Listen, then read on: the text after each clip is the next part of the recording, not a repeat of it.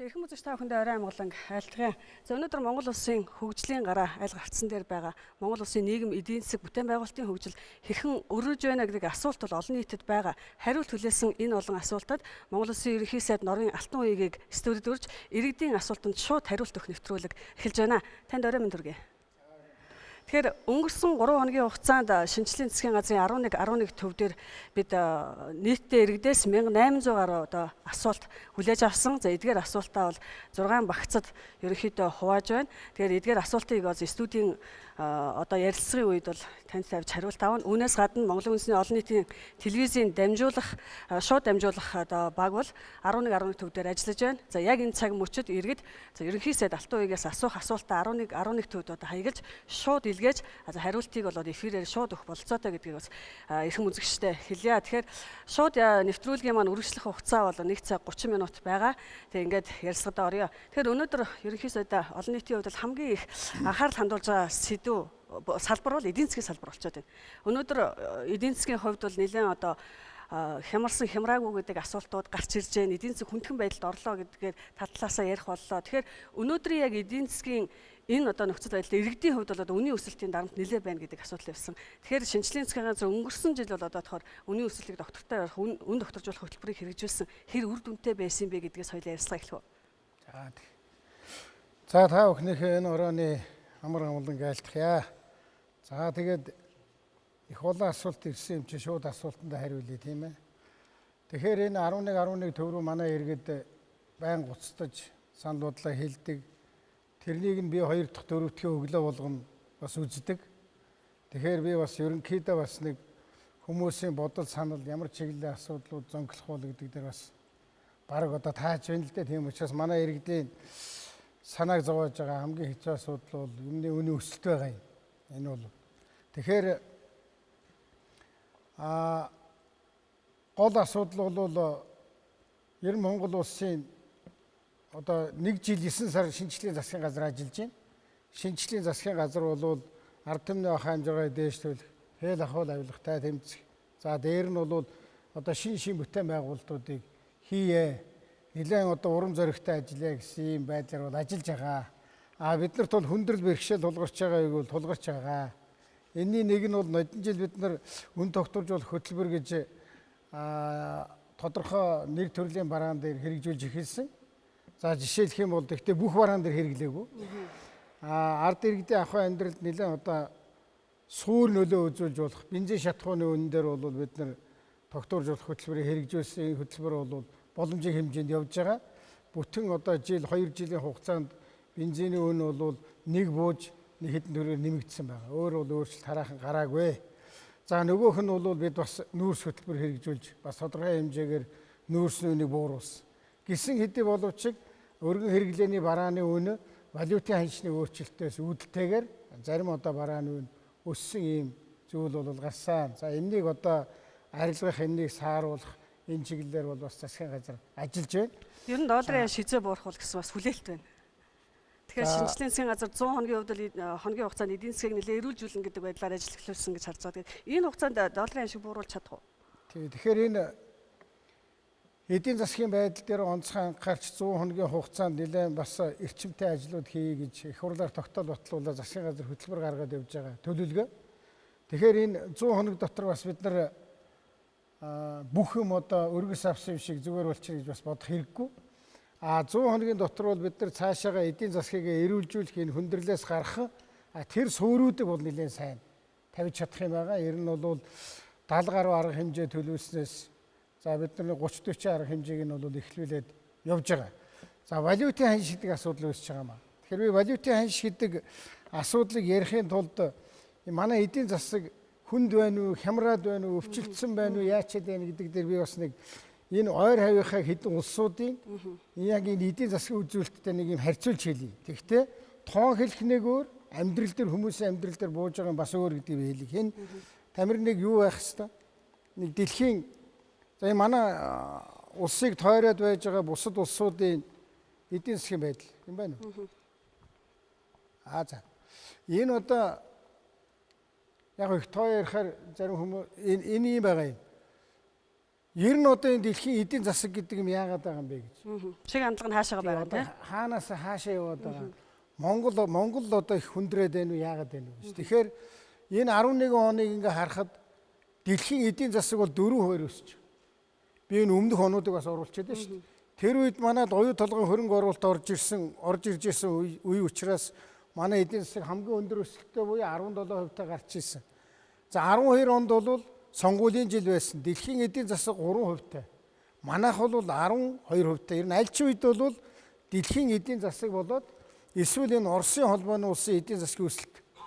Эсвэл бүгд найрамдах Катарт улсын эдийн засгийн өсөлтөд харьцуулахад манай эдийн засгийн өсөлт бол арай илүү гардаг. Энийгээ бид нөгөө нэг манай эдийн засгийн өсөлт бол хоёр оронтой тоонд явж байна гэж ингэж хэлдэг. Тэгэхээр бидний энэ улс орны хөгжил гэдэг бол энэ айлын олдог мөнгө төгрөг гэдэг бол эндээсээ ингээд манайх ч бол илүү түүхээдээс хамаарч байна. Түүхээдээ гаргаад жишээлх юм бол алт зэс нүүрс гэдэг юм уу төмрийн хөдөр эдрийгээ гаргаад тэгээд дэлхийн зах зээл дээр борлуулад тэгээд тэндээс тодорхой хэмжээний орлого манад ордог.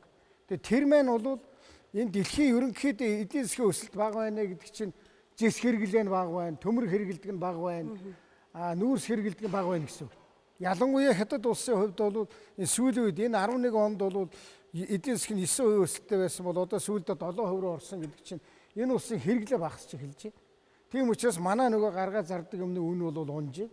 Энэ бол тодорхой хэмжээгээр манай эдийн засаг гэдэгт бол нөлөөлж байгаа. Мэдээж одоо долларын шиг барихын тулд бол экспортоос бид нар доллар оруулж ирэх хэрэгтэй болж байгаа. Хоёр янз юм байна. Хоёр янз байна. Тэгэхээр одоо эндээс харахад ингээд энэ алтан уяг нэх гой тоотой байна. Бусад улстай харьцуулахад манайх их эдийн засгийн өндөр өсөлттэй байна гэж. Энэ бол тоо. Бодиттой юу бол бодиттой. Тэгтээ манад ямар одоо хөндрөл учирсан гэхдээ зэрэг биднэрт бол долларын хомсдол үүс. Яагаад долларын хомсдол үүсэж байгаа гэхээр бид нар чинь одоо та нар ингээ гэртээ байж байгаа юм чи бүх юм ингээ эргэ хараарай. Бидний ингээд өмсөж зөөж байгаа юм уу ширээн дээрээ тавьсан, гэр дотроо тавьсан. Бүгд бол одоо импортоор авдаг. 10 юмны ядаж 9 нь бол гадаадаас авсан юм байна. Энд чинь үгүйгээр бид нар бол тэр нүүрс алт зэсмэс янз бүр юм гаргаад жаахан доллар орж ирэнгүүт нь тэр доллараараа буцаагаад ингээ баахан хөтлөд авчихдаг. Гаднаас нэгдүгээр их юм авчихна. Тийм учраас засгийн газар 14 оныг Монголдо бүтээцгээ гэж хэлээд байгаа чинь энэ нэг өдөр одоо шууд өргөсөн авсан юм шиг долларын ханш өөрчлөгдөхгүй. Тэгэхээр бөөндө хамтраад ажиллана гэсэн. Манай ард иргэд энийг үнэхээр сайн ойлгомоор байна. Бид нар одоо хамтраад тэр дорж их гэдэг айл тэр гаднаас аваад байгаа нэг онцгийн шаардлагагүй хэрэгцээгүй юм бол болчиход доллар гарахаа болчихно. За нэгдүгээр арга нь одоо бөөнөөрөө хамтраад цөөхөлөө л дээ бид нар 2.8 сая. Тэгтээ бөөндө хамтраад 2.8 сая хүн одоо нэг доллар хэмэхэд 2.8 сая доллар хэмжиж штэ. Тэгэхээр гадагшаа гарч байгаа юм айл болохоор багасгая. Гэдэг чинь гаднаас хэрэггүй юм авч байгаа. Тэгээ энэ нь юу гэсэн үг вэ? Монголдөө үйлдвэрлэе гэсэн үг. Монголдөө бүтээ. За нөгөө нэг зүйл бол дотроо хийж байгаа юмаа нэлээд чанартай хийгээд дэлхийн зах зээл дээр гаргаа борлуулад байвал тэндээс доллар орж ирнэ. Тэгэхээр ийм хоёр юмыг одоо 14 оныг Монголдөө бүтээцгээе, экспортыг дэмжье, импортыг орлоё гэдэг байгаа маань хамтраад бүгдээрээ валютын ханшийг буулгая гэж засгийн газар уриалаад энэ одоо ажиллаж байгаа гэсэн үг юм. Тэгэхээр импортын одоо зарим одоо бас хэрэггүй хэрэглээгээ ер нь бол импортыг жоохон хумих замаар экспортыг дэмжих замаар засгийн газар бодлого баримтлах нэ гэж ойлгож болох нь тийм үү? Тэгж болно. Тэгэхээр 888 төсөл шалгаруулсан байгаа. Тэгэхээр энэ төсөл энэ одоо санхүүжилт хязгаарыг сэгдэх үү? Магадгүй энэ бол одоо экспортыг дэмжих үйлдвэрлэлийн эхлэл байх гэж харах юм. За одоо яг танаас эхлээд ингээд нэг жоохон ойлголт буруу яваад байгаа. 888 төслийг шалгаруулсан хүн байхгүй, засгийн газар байхгүй. Би тэгээд нэг самбар дээр нэг юм бичээд энд хадгалуулсан байгаа аль. Тэг би 888 төсөлтэй холбоотой юм. Аль та ер нь хаашиг өрөөд хоёлаа ер нь ярьж байгаад энэ хүмүүстэй бол. Одоо энэ жил ингэсэн энэ жил. Одоо Чингис бондоос мөнгө үлдсэн байгаа. Дээр нь нөгөө Японд усгсан бондын мөнгө байгаа. Тэрийгээр бид нар Монголдөө бүтээцгээ Монголдөө юм хийе. Үйлдвэрлэлийг дэмжиж гэсэн. Тэгээд зарласан бид нар юу гэж зарласан гэхээр энэ экспортыг дэмжих уу юу? Гадаад бүтээгдэхүүнээ хийгээ гаднаас доллар орж ирэх төслүүд. Эсвэл гадагшаага доллараар авж байгаа юм а Монголдо хийх импортыг орлох. Энэ чиглэлээр бид нар үйлдвэрлэлийг дэмжиж төслүүд өгөөч гэсэн. 1151 ширхэг төсөл ирсэн байгаа. За тэгчээд 888 болчиход байгаа. За энэ нь бол бид нар шалгаруулсан юм биш ээ. Энэ 263 төсөл нь болохоор экспортыг дэмжиж доллар орж ирэхгүй. Импортыг оруулж долларыг багасгадаг тийм төсөл биш байсан юм. Тэрнийг бол бид нар хасчаад байгаа. Тэгэхээр шалгаруулаг байгаа. Тэгэхээр 888 төсөл үлдсэн. Үлдсэн гэдэг чинь шалгараагүй байхгүй юу? Тэгэхээр энэ 888 төслийг одоо яаж шалгаруулж байгаа вэ гэхээр би энэ дөрвөн юм бичээд байгаа. Нэгдүгээрт нь та нөгөө төслөө бариад арилжааны банк дээр очино. Хоёрдугаарт нь арилжааны банк таны төслийг үзээд энэ болж байна гэд хэлэх юм бол таны нөгөө юу үзэн штэ.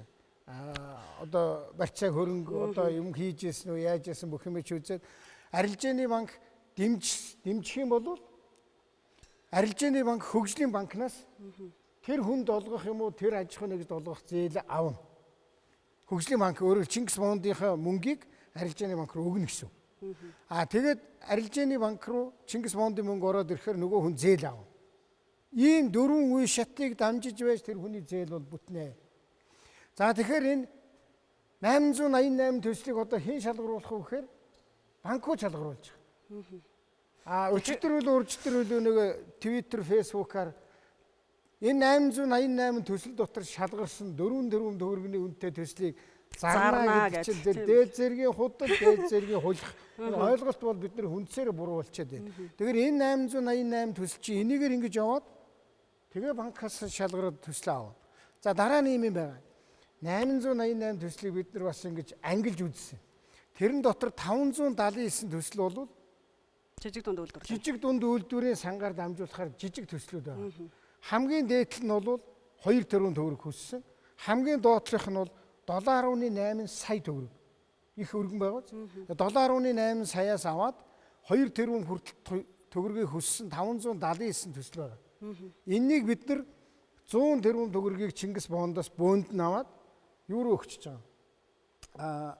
Жижиг дунд үйлдвэрийн санд.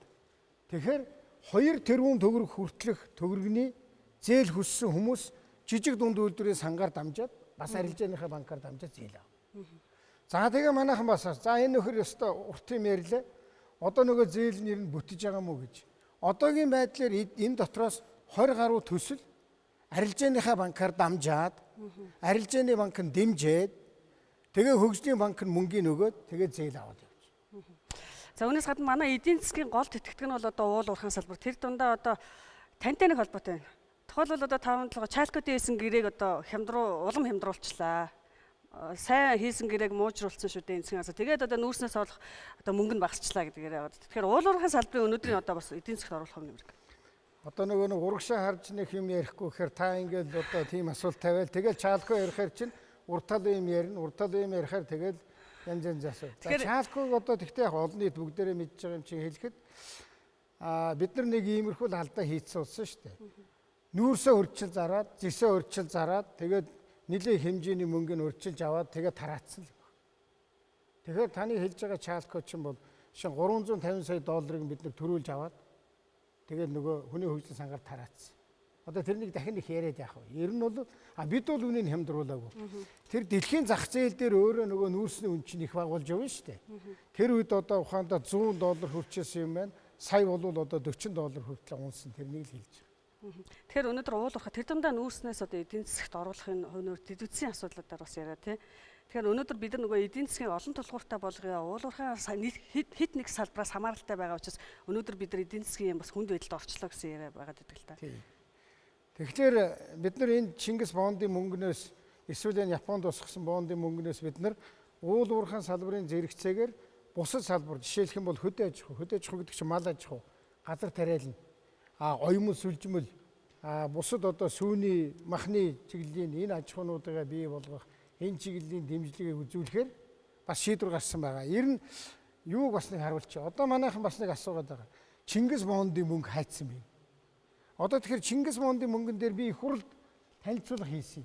Тэрнийхээ ингээд нэг ганцхан юуг үзүүлчихье. Ганцхан одоо зүйлийг энэ Чингис Монд энэ яг миний их хурл дээр ярьсан зүйл л дээ. Тэгэхээр өнөөдөр яасан гэхээр бид нар ингээд гадаадаас 1.5 тэрбум Америк доллар босгосон. Тэгээд тэр нь Монгол мөнгөнд шилжүүлэх юм бол 2.5 их найд мөнгө болж байгаа. Ийм хэмжээний. Энэ мөнгөний энэ улаанаар хийсэн хэсэг нь бол зарцуулагдсан. Одоо баг хагасан зарцуулагдчихад байна шүү дээ. Энэ цэнхэр хэсэг нь бол одоо арилжааны банкн дээр байгаа. Арилжааны банкн дээр энэ Чингис Бондын мөнгө байхтай яад гэхээр тэр арилжааны банк өөрөө хүү төлнө шүү дээ. Чингис Бондын мөнгийг өөр дээрээ байлгахын төлөө хүү төлнө. За тэгэхээр энэ цэнхэр мөнгө бол байгаа юм аа. Энэ цэнхэр дээр байгаа энэ мөнгнөөс бид нар тэр үйлдвэрлэлийг дэмжих 1.80 төгрөг гэдэг чинь энд байгаа. Энэ 2.5-ын хагасан зарцуулагдсан гэдэг чинь одоо 1.280 мөнгө бол байгаа. Энийг бид нар зөвхөн үйлдвэрлэлээр гаргая гэж. За тэгвэл энэ улаанаар тэмдэглэсэн 1.280 төгрөг бол гарцсан байна шүү дээ. Одоо тэг хүмүүс асууад байгаа. Юунд гарцсан бэ мөнгө чинь? Энэ дээр бичсэн байна. Жишээлх юм бол аймагуудыг нөгөө хатуу училтаа авцаамаар холбоё гэдэг дээр 574 төгрөг гарцсан. Тэгвэл мөнгө нь бүгд гараагүй. Зам нь арай гүйцээг байгаа учраас 300 гаруй гарцсан явж байгаа шээ дээ. Дараачих нь гудамж төсөл. Одоо манай Улаанбаатарын бүгд мэдж байгаа. Нодон жил ингээд 17-8 уулзуурыг бид нар ингээд шинжилээ засаад тэр Мишель Экспогийн ардлын зам ийм нарийнхан байсан юм ийм том болгоод энэ мэнд чинь одоо энэ Чингис Бондын мөнгө явж байна. Энэ юу байгаа вэ? Дэд үтс гэхлээр манад ийм болж байна. Маш их олон газрыг ингээ хувийн компаниуд авцсан, орон сууц барий. Тэгвэл тэрлүү нөгөө бохрын шугам, цэврийн шугам одоо дэд үтс орж ирээгүй байна. Тэрнийг татаж өгөөч гэдэг рүү мөнгө өгж байгаа. За энэ цахилгаан станц. Одоо жишээлх юм бол энд их мөнгө өгөхгүй байгаа. Энэ нөгөө 5 дугаар цахилгаан станц, эгийн голын усан цахилгаан станц гэдэг дээр ихтүүлэх хэмжээний төслийн хийх хэмжээний мөнгнүүд гарч байгаа. За төмөр зам. Төмөр зам гэдэг одоо бид нэг олон жил яриад юу ч оцоолгож шовоолгож чадаагүй. Тэгэхээр бидний бондынхаа мөнгнөөс өгөөд тэр 5 толгоогоос урагшаага хил рүү явж байгаа тэр төмөр замын далангуудыг бол хийгээд эхэлсэн. За энэ бол ингээд буцаагаад энэний мөнгө хаанаас төлөгдөх вэ гэхээр төсвөөс төлөгдөнө. За харин бусад мөнгнүүдийн бид нар энэ мөнгөний нэг тэн хагас нь буцаж бараг төсвөөс төлөгдөнө. Тэн хагас нь бол буцаж аж ахуй нэгдвээс төлөгдөнө. За энд ямар юм байна вэ? Агаарын тээвэр. Сайн унших. Агаарын тээвэр. Агаарын юу гэнэ? Агаарын тээвэр. Агаарын тээвэр. Энэ яг нөгөө нэг Боинг онгоцныг худалдаж аваад үлддэг. Тэгээ бид нар бол урт хугацаанд нэг Америкаас зээл болгоо тэгээ буцаага төлцсөн мөнгө байгаа. Энэ дээр сайн харагдахгүй надад. Төмрийн хөдрий. Одоо ер нь бол Монгол улс цаашаага хөгжихэд ялангуяа барилгын салбарт хоёр юмыг дэмжих ёстой. Нэг нь бол цементийн үйлдвэр, нэг нь бол төмөр. Цементийг яагаад дэмжих ёстой? Төмрийн үйлдвэрийг яагаад дэмжих ёстой гэхээр ер нь байшин барилгын гол арга яс чинь бол арматурын төмөр. Гол мах нь бол одоо цемент юм байна. Тэрнийг өгж байгаа. Тэгэхээр энэнийг дэмжсэн. Гэхдээ энэ бол компани зээл авж байгаа шүү дээ. Компани зээл аваад цементийн үйлдвэрийг босгоод эсвэл төмрийнхөө үйлдвэрийг босгоод тэгээд 4-5 жилийн хугацаатай зээл авчихад жилдээ буцаагаад төлөөд ингэ. Тэгэхээр тэр бол Чингис Бондын мөнгө гэж засаг дээр хачаал ирэхгүй тэр компани аваад төлөөд хажууд нь бид нар цементийн үйлдвэртэй юуны үйлдвэртэй төмрийн үйлдвэртэй болчихсон. Жишээ Тооск гэж одоо буян тухайд бид нар нэг маш богинохон хугацаанд их олон байшин барилаа шүү дээ. Тэгэхээр тэр бол яаж байгаа вэ гэхээр тэр байшинг барих мөнгийг л өгч байгаа. Тэгээд тэд нар чинь байшингаа бариад нөгөө иргэд чинь зээл аваад буцаагаад мөнгө өгөөд дахиад зээл аваад одоо буян тухай 2 гэдэг хороолыг бариад явж байгаа. Тэгэхээр энэ бол алга болж байгаа мөнгө биш, энэ бол эргэлдэж байгаа мөнгө. За энд хөдөөж хөө гэж байгаа. Хөдөөж хөө гэдэг нь бол 270 тэрбум төгрөг бид нар гаргасан байгаа. Ноолуурынхаа үйлдвэрүүдийг дэмжиж, ноосны үйлдвэрүүдийг дэмжиж, сүүний үнээнүүдийг авчирээ, сүүний үйлдвэрлэлээ нэмэгдүүлээ, оёдлоо одоо хүлэмжийн аж ахуй бий болгох гэсэн 5 чиглэлээр 274 төгрөг гаргасан, тавьсан. За энэс тодорхой гарч байна. Энд юу вэ? Байшин үйлдвэрлэх. Энэ байшинг одоо бид нар шиг тоосгоор бариад ингэдэг юм бол өнгөрсөн юм байна. Дээр үед одоо Монгол улс бас нэг мундаг хөгжсөн.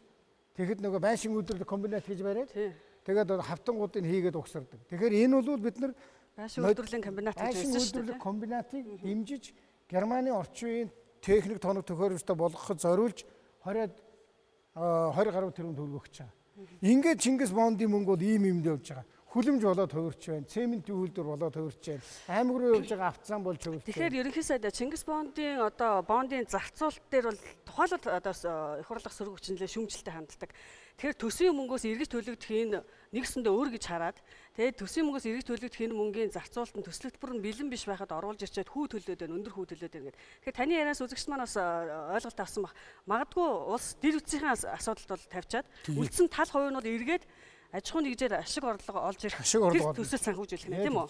Тэгж байгаа. Дахиад энэ гараагүй байгаа энэ бүх мөнгө бүгдээрээ дандаа ашиг орлого олох аж ахуй нэгжүүдэд очоод үйлдвэрлэл болоод бүтээгдэхүүн болох тэр мөнгө рүү явж байгаа. Одоо эндээс харахад тэгэхээр Чингис бондын мөнгөний бараг 4/1 нь л одоо тэр зам харгуу гэдэг юмд явна.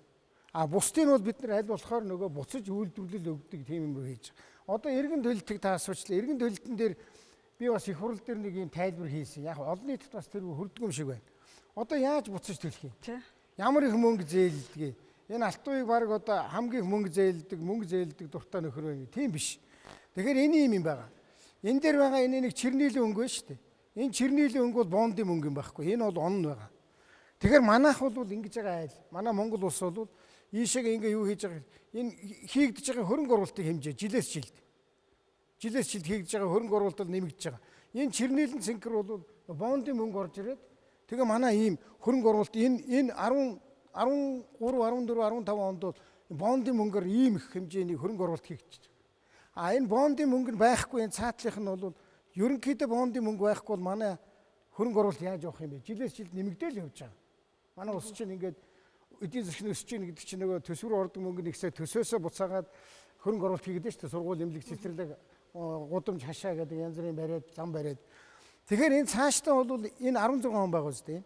15 16 бид нар 17 онд мөнгө төлнө.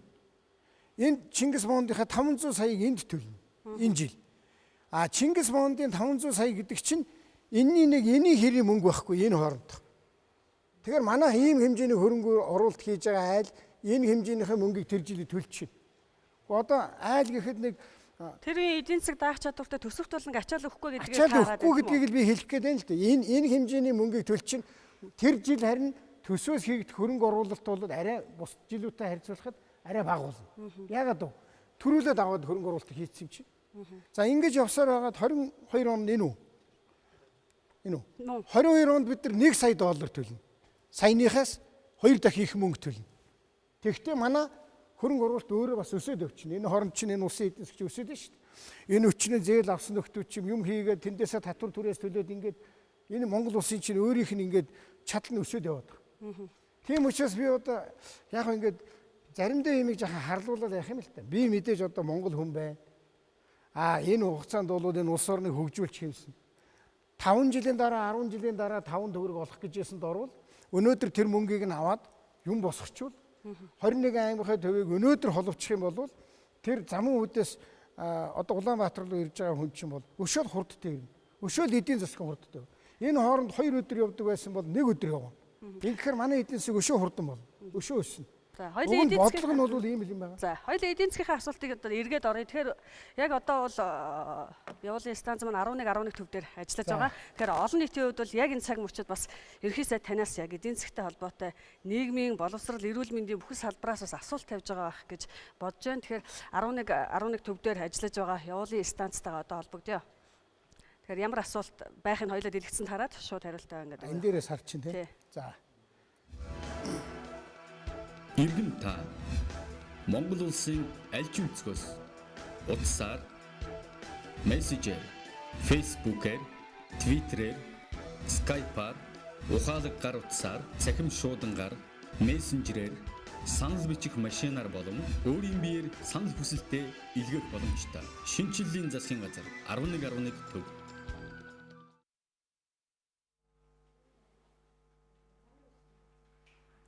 Арим түргийн эрхэм үзэгчтэй Монголын үндэсний олон нийтийн телевиз яг одоо 11 төв дээр ажиллаж байна.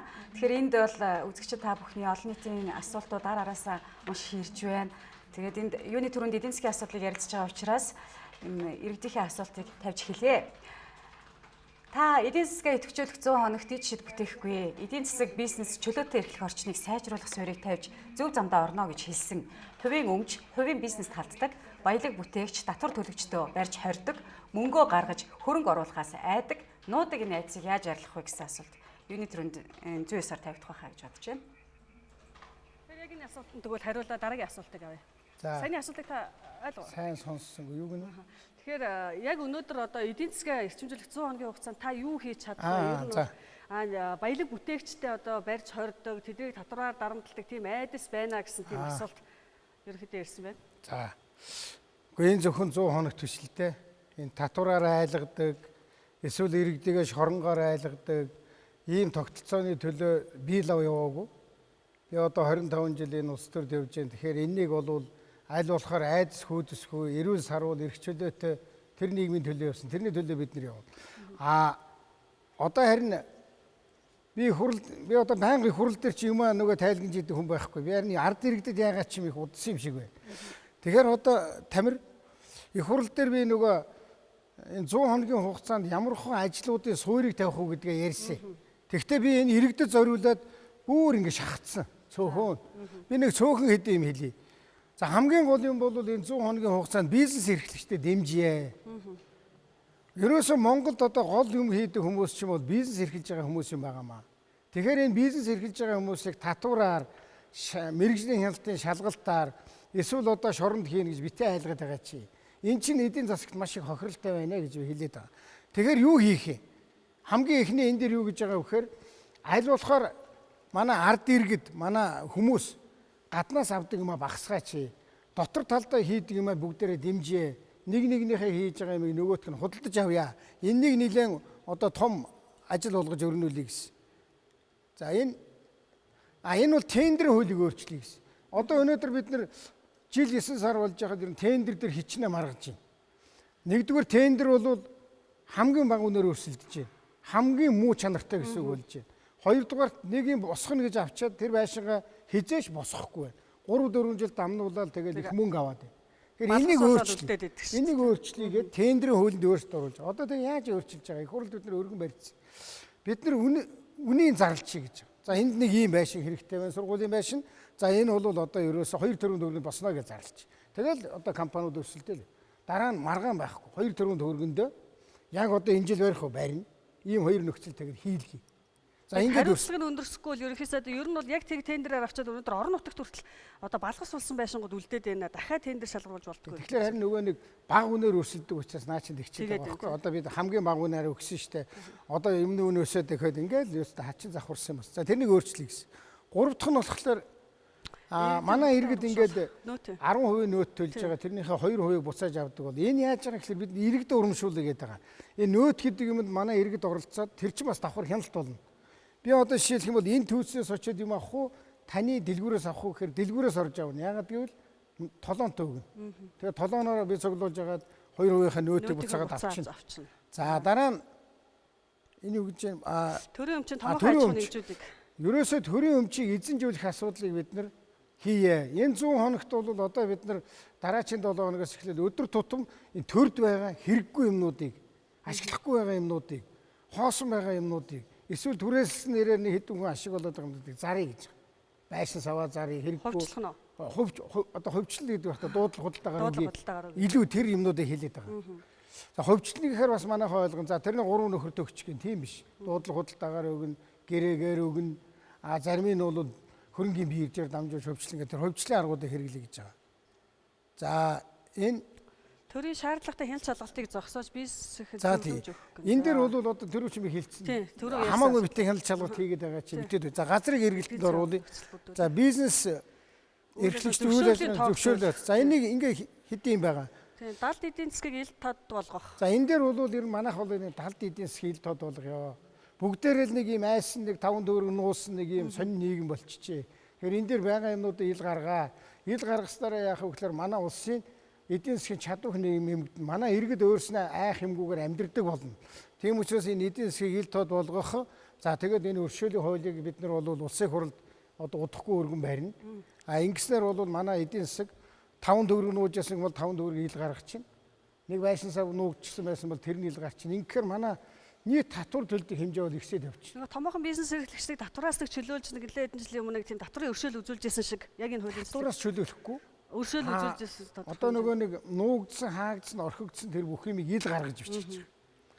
За уул уурхай ашигт малтмууд дээр бид нүүрсний экспортын дээр онцгой анхаарал тавьж байгаа. Ерөн зүгээр нүүрсний экспорт бол Нодон жилийн энэ үед бол гаргаж ирсэн нүүрснээсээ бид нэр арга хэмжээ аваад 800 мянган тонн нүүрс илүү гаргацсан байгаа. Бас тодорхой ажлууд хийгдэж байгаа. За энэ экспортын бүтээгдэхүүний өрсөлдөх чадварыг сайжруулах. Өрсөлдөх чадварыг. За барилгын чиглэлээр бид нар нэлээд хэдэн хүрээнд төмөр замын цариг тээврийн бусад дэд үтсийг шийдвэрлэн гэсэн байна. Тэгэхээр өнөөдөр одоо тухайлбал нүүрсийг үнд хүрэхэд бол тээвэрлэлийн зарлыг багасгах хэрэгтэй. Нөгөө царгийн асуудлыг шийдэж байгаа мó гэдэг асуудлууд бас түрүүн уул уурхай салбар дээр ороод ирсэн байлээ. Ингээд нөгөө засгийн газрын хурал дээр бид нар ямар шийдвэр гаргасан гэхлээр одоо 5 толгоогоос Гашуун Сухбаатар руу явж байгаа төмөр зам байна шүү дээ. За тэр нарийнх нь өнчин төмөр зам бол бүдүүн байгаад хэрэггүй юм байна. Нарийн цариг. Цааталтаа нарийн царигт юм чи нарийнээр хийе гэдэг ийм шийдвэрийг гаргасан. Одоо улсын хурал дээр энийг хилцээд эцэслэх байна. Улсын хурал эцэслэх. Тэгэхээр ер нь ийм юм байна шүү дээ. Одоо манайх шиг айл чи нэг нүүрсээ зарж шүү дээ. Тэгээ яг нүүрс ч юм бол их төвөгтэй юм байна. Нөгөө тээврийн зардал их ордог. Харин тий. Морин тэргээр зөөх юм бол зөндөө их удна. Машинаар зөөвөл өшөө удна. Шуудагаар нүүрээд бол бүр бүтэхгүй. Тэгэхээр аль болохоор их хэмжээгээр гаргахын тулд заавал төмөр зам хэрэгтэй.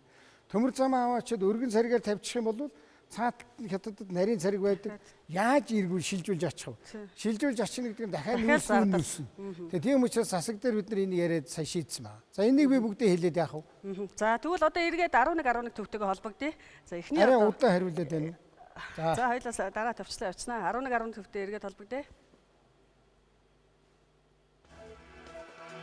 Иргэн та Монгол улсын аль ч өнцгөөс утсаар мессежээр, фейсбүүкээр, твиттерээр, скайпаар, ухаалаг гар утсаар, цахим шуудангаар, мессенжерээр, санал бичих машинаар болон өөрийн биеэр санал хүсэлтээ илгээх боломжтой. Шинэчлэлийн засгийн газар 11 төв.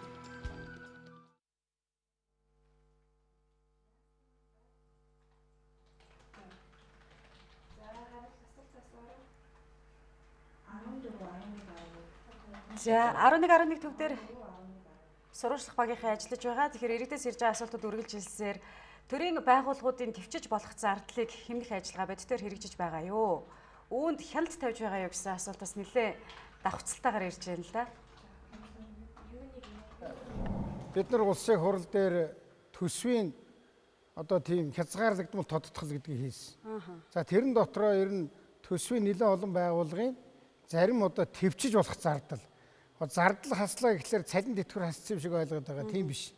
Харин ч цалин тэтгэвэр тэтгэмж бол багч гисэн хэмжээгээр нэмэгдсэн байна. Тэгэхээр төвчж болох зардлуудыг бол бас нэлээд хэмжээгээр багасгасан байгаа. Дунджаар нэг 13-4% бол багассан. Энэ нь юу гэсэн үг вэ гэхэлэр за нэг удаа семинар хийхэ болчихооч. Эсвэл одоо нэг удаа гадаад явахэ болчихооч. Эсвэл одоо бичиг хэрэгслийнхаа зардлыг багасгачаач. Эсвэл одоо шатхууныхаа зардлыг нэг удаа багасгачаач гэдэг. Ингээд ийм олон төрлийн өшөө нэг юм байгаа, нэг чухал юм. Энэ жилдээ нэг сандал ширээ худалдаж авах болчихооч гэх.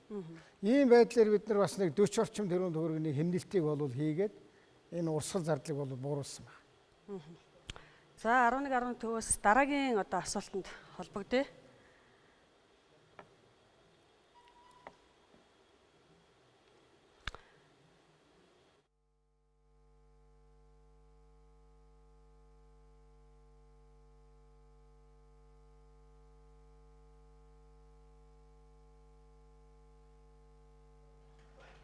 За төмөр замын төсөлтэй холбоотой асуултуудаас нэлээ ирж байна. Энийг заавал асуух хэрэгтэй болов. Төмөр замын төсөл яаж яваад байна вэ? Сүүлийн үед сонин сэтгүүлээр таарамжгүй мэдээлэл их гарч байна. Ямар тендер шалгаруулалтаар Samsung энэ ажлыг авсан юм бэ? Яг гэрээ хийсэн үнэн үү? Туслан гүйцэтгэгч компаниудыг нэр бүхий улс төрчид авсан байна. Чингис бондын зарцуулалтанд үнэхээр сэтгэл өвдөж байна гэсэн сэтгэл асуултууд ирж байна. Манайх чи урагшаага нүүрсээ зарахын тулд 5 толгоогоос Гашуун Сухбаатар хүртэл төмөр зам тавья гэдээ айл хэдэн жилийн өмнө шийдсэн. Харамсалтай нь өнөөдөр хүртэл тавьж чадаагүй. Тэгэхээр бид нар Чингис бондын мөнгнөөс 200 сая орчим доллар гаргаад ямар ч байсан нөгөө юуг нь хийж байгаа. Далангийн нь бол энэ жилийн хувьд түрүүн хоёлаа ярьсан тавьж байгаа. Тэгвэл тэр Samsung гэдэг компани өмнө нь бол тэр замын чинь MCS компани 51-гээ явж ирсэн юм шүү дээ. Тэр компаниуд шалгарсан компани. Тэр нь бол үргэлжлүүлээд хийж байгаа. За тэр нь одоо ямар туслан гүйцэтгэгч юм уу ямар Монголын компаниудыг аваад ажиллаж байгаа бид мэдэхгүй. Бид бол ямар ч гэсэн мөнгө өгж байгаа. Манай яам бол тэн дээр бол бас өөрөө хяналтаа тавиад явж байгаа. За тэгээд тэрнээс гадна түрүүн одоо нэгэнт одоо төмөр зам уул уурхайтай холбогдсон учраас өнөөдөр одоо оюутлахын гэрээлцэл ямар ч юм бэ? Оюутлахын ажил одоо хэр урагшлах уу? Бас ажилчдаа тодорхой хэмжээгээр цомтгоод эхэллээ гэдэг мэдээлэл олон нийтийн бас анхаарал татаад байна л да. Тий. Оюу толгойн хувьд бол манай засгийн газар гарч ирээд за одоо нэгэн 7-8 тэрбум төгрөг ч юм уу, тэрбум доллар ч юм уу, 6-7 тэрбум доллар их хэмжээний хөрөнгө оруулалт хийцэн. Тэрний чинь бас 34% нь манайх. Тэгэхээр энийгээ цаашаа явуулъя гэдэг ийм байр суурийг илэрхийлсэн байгаа. Зүгээр Rio Tinto компани бол өөрөө дэлхийн одоо би түрүү харуулсан ш дэлхийн эдийн засгийн байдал их сайн биш байна. Зэсийн эрэлт хэрэгцээ бас их биш байна. Тэгэхээр энэ үйлдвэрийг өшөө нэг хүчин чадлыг нэмэгдүүлж өшөө том болгоё гэж нэх яарахгүй байгаа. Тийм учраас засгийн газраас бол хамаараа зогсож байгаа байхгүй.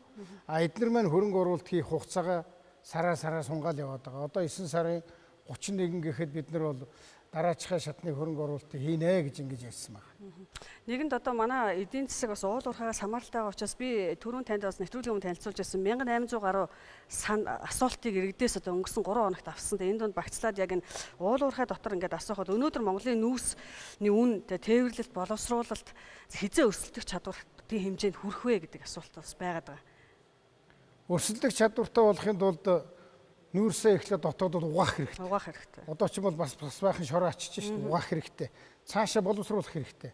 Дээр нь төмөр замаар тээвэрлдэг болох хэрэгтэй. Тэгжээж их хэмжээтэй гарах бас боломж өргөднө. Гэхдээ түүхийгээр нь их гаргаж байгаа юм биш шүү дээ. Тэгэхээр боловсруулах хэрэгтэй. Тэгжээж өрсөлдөх чадвар байна. Тухайлбал одоо урагшаа гол томоохон худалдаа авч урд одоо хөшрөөд 5-7-оос очих төмөр замын ажил ер нь хэдийгээр дуусгал хөрөнгө санхүүжилтийн хувьд бол ямар байна? Санхүүжилт бол засгийн газар Чингис Бондын мөнгнөөс одоо 200 саяг гаргацсан явж байгаа. Одоо нэмж засгийн газар гаргах юм уу эсвэл тэрлүү хувийн хэвшлийг татаж оруулах юм уу? Үүнээс гадна бас яг нүүрс зэссээс гадна манайд бас нэг алтны олборлолтыг нэмэгдүүлэх. Тэгээд энэ хуулийн төслийг засгийн газар санаачилсан гэсэн. Энэ одоо ямар нэгэн тал одоо байгалийн байдлаас орж ирэх эдийн засгийн одоо өргөж нэмэгдүүлэхэд гарцгаах гэж хараад байна.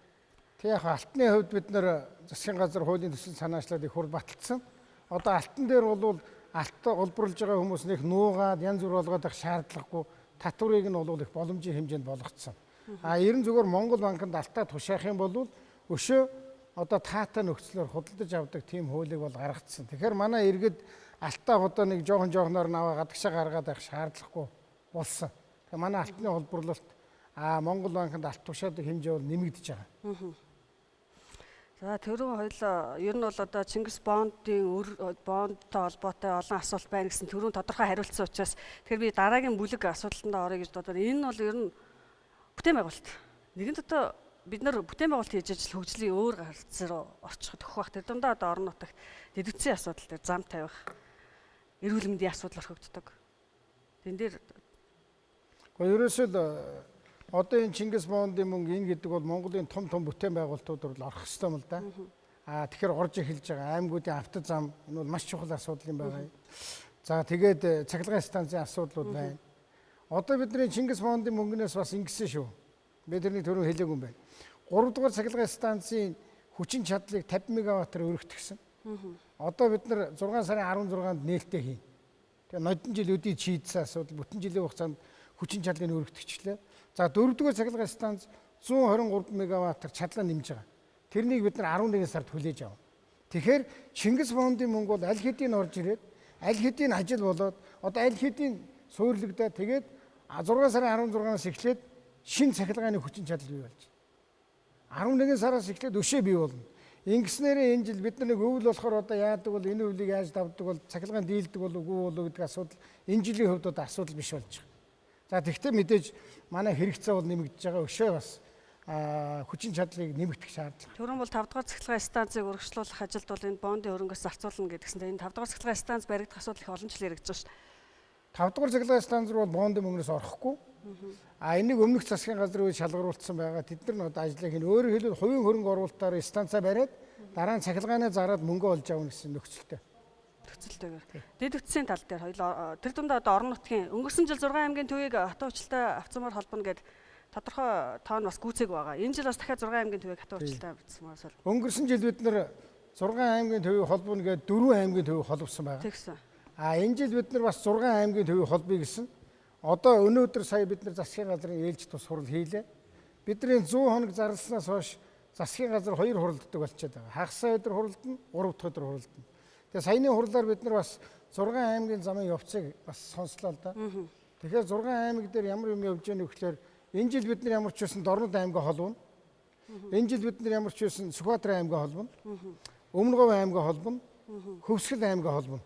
Энэ 4 аймаг бол энэ жил бол яг холбогдохоор дүр зураг нь гараад ажлууд нь явж байна. За Завхан аймаг дээр бол бас жаахан нэг 100 гаруй км зам болвол арай эзэнгүй байгаа. Говьалтай аймаг дээр бол 250 км зам болвол бас хараахан одоо эцэлэгдэг байгаа. Энэ хоёр дээр бол энэ жилийн хувьд арай боломжгүй. Тэгвэл бид нар тэнд компани ороод ажлуудаа бол хийгээд эхэлж арай гүйцэж амжихгүй. Гүйцэж амжихгүй. Эрүүл мэндийн асуудал дээр орон нутагт. За орон нутгийн эрүүл мэнд гэхлээр энэ бол нэг Чингис Бондын мөнгнөөс орон нутгийн эрүүл мэнд рүү өгсөн байхгүй. Улсын төсвөөс ерөнхий сайдын нэр дээр байсан 50 орчим тэрбум төгрөгийн 25 тэрбум төгрөгөөр нь бол 11 аймгийн төв дээр онцлогооны шин төвүүдийг бий болгосон. Яагаад тэрний аймгийн төвүүдийг хөдөө орон нутгийг бид нар анхаарах ёстой юм гэхээр бүх юм Улаанбаатар төвлөрчээд байна. Нэг эмчид үзүүл, олигтой эмчид үзүүл, олигтой шинжилгээ хийлгээ, онцлогоо хийлгээг бол заавал Улаанбаатарт ирэхээс өөр аргагүй ийм нөхцөл байдал байсан учраас би ерөнхий сайдын хувьд энэ миний нэр дээр байгаа 50 тэрбумаас 11 аймгийн төвийг бол онцлогооны төвөөр хангая гэдэг. Ингээд онцлогооны төвүүд бий болсон байгаа. Ерөнхий сайдын багцсан 50 тэрбум төгрөгийг төсөөлж өгсөн. Яг ерөнхий сайд юун зарцуулж байгаа юм бэ гэсэн асуулт хүлээлт байсан. Та үлдсэнийг тохиолдол ямар дэвтсэн салбарсан? Өнөөдөр чинь би 5 дахь өдөр улсын хурал дээр яг 50 тэрбум төгрөгийн зарцуулалтыг бол ярина. Гэхдээ би одоо багцлаад хэлчихье. Нэгдүгээрт нь бол 25-6 тэрбум төгрөгөөр 11 аймгийн онцлогооны төв. Дээр нь энэ 3 дугаар эхнээс хасын энэ хүүхдийн зүрхний хагалгаа хийх бэлтгэл хангахад нэг хэдэн төгрөг гарсан. За 25. 10 орчим тэрбум төгрөгөөр баруун 3 аймгийн зах баригдсан. Ингээ 35 болж. За замын цагдаа нар нэг ийм одоо хуучин ингээ хүнээс бэлэн мөнгө аваад тасалбар бичээд байдаг. Энийг бол таслан зогсоё гэдэг энэ дэр үнэ хэдэн төгрөг гарсан. Одоо бол манай иргэд цагдаа хоёрын хооронд их сайхан харилцаа бий болсон шүү дээ. Мөнгө төгрөг өгч аваад байхгүй бэлэн бус торгуулийн систем бий болсон. За өшөө залуучууд руу 10 орчим тэрбум төгрөгийн хөрөнгө оруулалт хийсэн. Хаан гэхээр 2 газар байгаа. Нэг нь үндэсний эсрэлэгт хүрээлэнд сая өнгөрсөн хүүхдийн баярын өдрөөр би хүлээж авсан дугуйн зам, явган хүний зам, цанын зам 2.7 км уртаа. Хажууд нь бол хөлөмгийн талбай, саксны талбай, газрын тэнцлийн талбай гэдэг ингээд ийм цогцлбор. За дээр нь энэ залуучуудын соёлын төвгээд Улаанбаатарт байдаг байсан нэг тийм одоо бараг л балгас маягийн болцсон байсан. Тэрнийг бол залуучууд нь өөрснөө чөлөө цагаа өнгөрүүлдэг тийм төв болгож хувиргахад бас одоо тодорхой хэмжээний хөрөнгө оруулалт хийсэн. Ийм тоймтой юмд энэ мөнгнүүд явсан. Тэгэхээр миний одоо бас танд тавиад байгаа асуулт өнгөрсөн 3 хоногийн хугацаанд ирсэн 1800 асуулт дундаас шүүж байгаа. Орон нутгийн одоо бас нэлээд асуулт тавьсан бай. Тэр дундаа одоо эрүүл мэндийн асуудлаас гадна хөдөөгийн бид одоо эрчим хүчний энэ одоо бас бэрхшээлээс хийж гарах вэ. Хөдөөгийн ард иргэдийн хувьд бол одоо нөгөө 7-8% хүүтэй тэр орон сууцны санхүүжилт чинь бидэнд хамрагдах боломж байна уу гэдэг ийм асуулт байсан байна. Энэ асуултад ерөнхий сайдын хариултыг авчаад эргээд 11 төгдөг. Бас яг энэ цаг мөчид ямар асуулт ирж байгааг холбогдъё те. Засгийн газрын хурлаар бид нар юу шийдсэн гэхлээр одоо ингээд Улаанбаатарт бөөгнөрөөд байгаа юм чинь аймгийн төв дээр хэрвээ орон сууцны байшин урт хугацаатай зээлэр авъя гэвэл жилийн 8% биш жилийн 7% та болох шийдвэр гаргацсан байна. Тэгэхээр одоо манай аймгийн төвд байгаа иргэд, суманд байгаа иргэд ч гэсэн тэр аймаг суманда орон сууцанд оръё гэвэл жилийн 8% хүүтэй зээл биш 7% хүүтэй зээл авахар болсон. Бас нэг хөв буулгаж өгч шít. Улаанбаатар хотод бол одоо 8% таа. Нөгөө талаас бид нар энэ жил улсын төсвөдөрний хэдэн төгрөг байсан тэрнийг ашиглаад бид нар 9 аймаг байгаа юм. Дулааны станц байхгүй. Эсвэл байгаа нь муу. Тэгэхээр энэ 9 аймаг дээр дулааны станцыг энэ жил эхлүүлж байгаа. Бид нар их том зорилт тавьж байгаа ш. Бид нар түүхэнд анх удаа 9 аймагт дулааны станц зэрэг барих энэ ажлыг бол энэ жил эхлүүлж байгаа. Энэ 1 жил 2 жил яваад 1 жил гэдэг чинь одоо 14 он 15 16 он гэхэд бүх аймгийн төв бол дулааны станцтай болчих. Яагаад тэгэхээр аймаг орон нутгийн төвд аймгийн төв дээр хүмүүс сайн амьдрахын тулд нэгдсэн халаалттай болмоор шүү дээ. Тэгэхгүй ингээ 35 уурын зуух, 35 яндан ийм нөхцөл байдлыг бид нар халахын тулд энэ ажлыг бол энэ жил эхлүүлж байгаа. За баярлалаа. Тэгэхээр орон сууцны хувьд 7% орол ерөнхийдөө шийдэгдэж байгаа юм тийм ээ. Аймгийн төв суманд бол 7% хүүтэй зээл авна. За эргээд 11 төв дээр яг энэ цаг минутанд Монгол Улсын ерөнхий сайд Нурын Алтан уягаас одоо асуух сонирхсан нийгэм эдийн засгийн холбоотой ямар асуудал байна? Эргээд 11 төвтэй холбогдъё.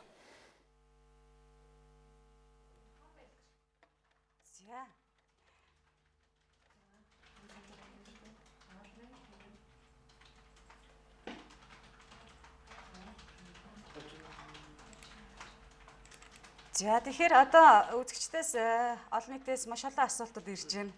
Нуулгүй хэлэхэд энэ их олон асуултуудыг яаж багцаж болж игэл яаж хариулт өгөх вэ өгүүлэх вэ гэж бодож байна. За тэгэхээр энд хамгийн түрүүнд жижиг дунд үйлдвэрлэлийг дэмжих төслийн хүрээнд хөдөө орон нутагт мөнгө хуваарлагддаг. Гэтэл мөнгө зориултаараа ашиглагдахгүй дараа нарын гараар ордог. Жижиг сандад ямар ч хяналт байхгүй төсвийн мөнгийг үрж байгаа гэсэн эхний асуулт. За хоёр дахь нь Солонгосоос Монголд хийгддэггүй барилгын материалыг оруулж ирдэг. Гэтэл Монголын гайл хөндрүүлж компаниудыг уналтанд оруулж байна гэсэн юм асуултын хариуг авъя.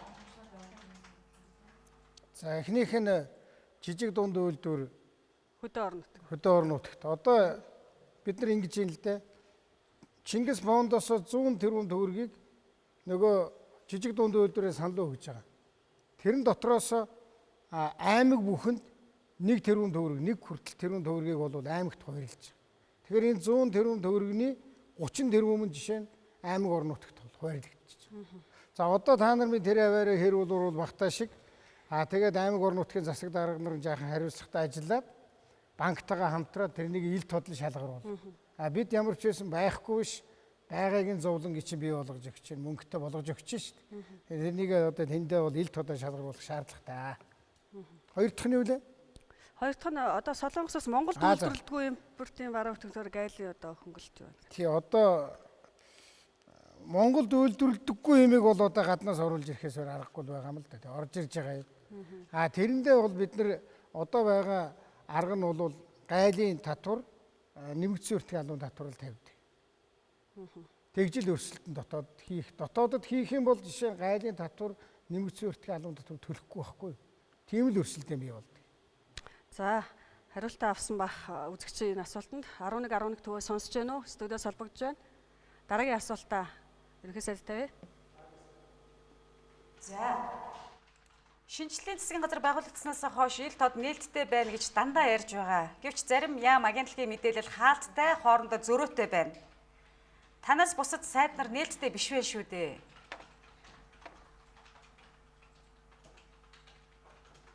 Болцсон уу? За одоо бас тэгж яриач яах вэ? Манай сайд нар ч гэсэн бас их нээлттэй байгаа л да.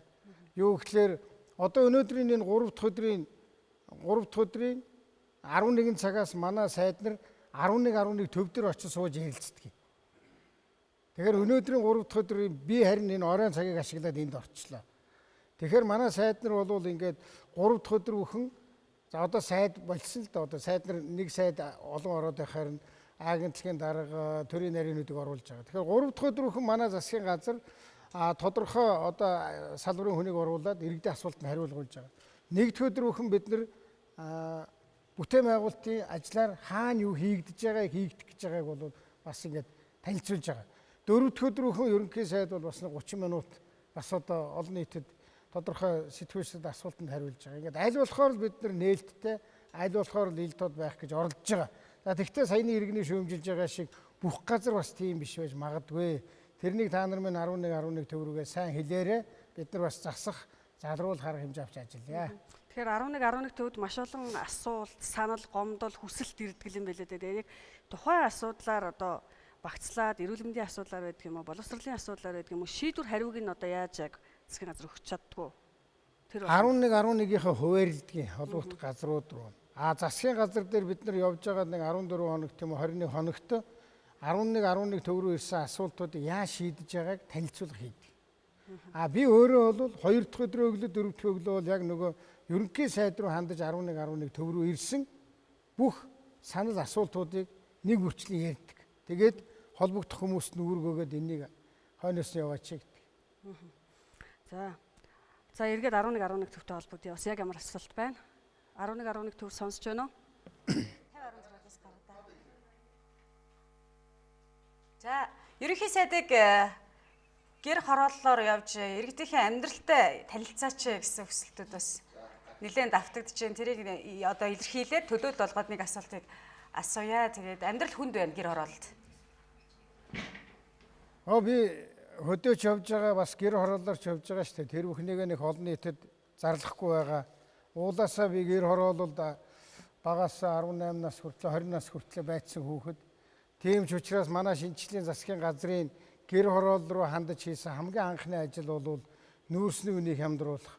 Би багасаа аваад 20 нас хүртэл нүүрстэй ноцолдсон хүүхэд учраас энэ нүүрс гэдэг бол гэр хорооллынх нь одоо ямар хүн цэнтэй зүйл гэдгийг мэднэ. Тийм учраас одоо шаардлагатай бол дахиад явъя. Тэгтээ тэндээс бол би асуудал бол ойлгомжтой. Шийдэх нь чухал байгаа. Шийдэх нь чухал. Одоо иргэдийн амьдрал хүнд байна гэдэг дээр тухайлбал сэтгүүлч бидэн дээр бас нэг тийм мэдээллүүд бас ирдэг байхгүй юу? Гэр хорооллын захын гэр хороолд өнөөдөр худалдан авах чадвар муу байна. Тийм амжиргааны түвшин доор хүмүүс амьдарч байна. Талхыг таллаж өнөөдрийг хүртэл худалдаж авч байна. Тусыг грамлж авч байна гэдэг.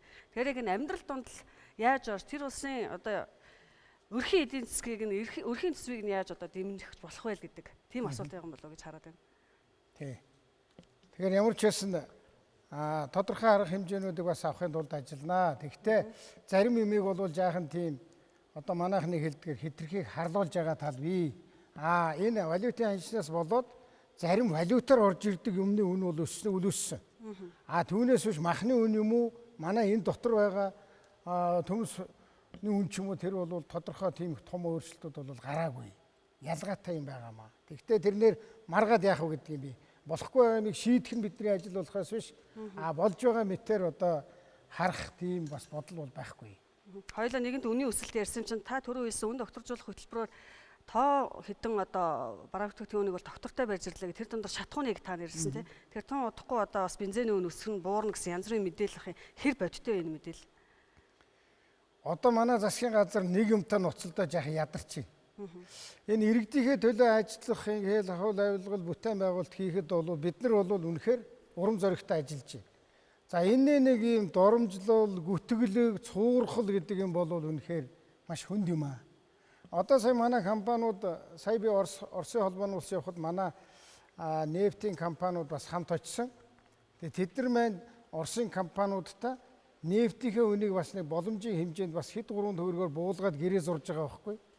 Тэгээд Монголд ирээд сэтгүүлчтэй уулзахаар хизээ үн нэмэгдэх гэж ийнэ гэж асуух юм аа. Тэгэхээр энэ одоо ер нь нэг тийм хордон сүйтгэх ажиллагаа юм шиг байгаа. Юмны үн өсөж байна, үргэлж өсөж байна. Гэхдээ бензиний үнийг тодорхой хэмжээгээр хэвийн хэмжээнд барийг хилцээр хийчгээ хүрээд ирэхээр хэдэн төгрөгөөр өсөх гэж байгаа юм бэ гэдээ ингээд асуугаад байна.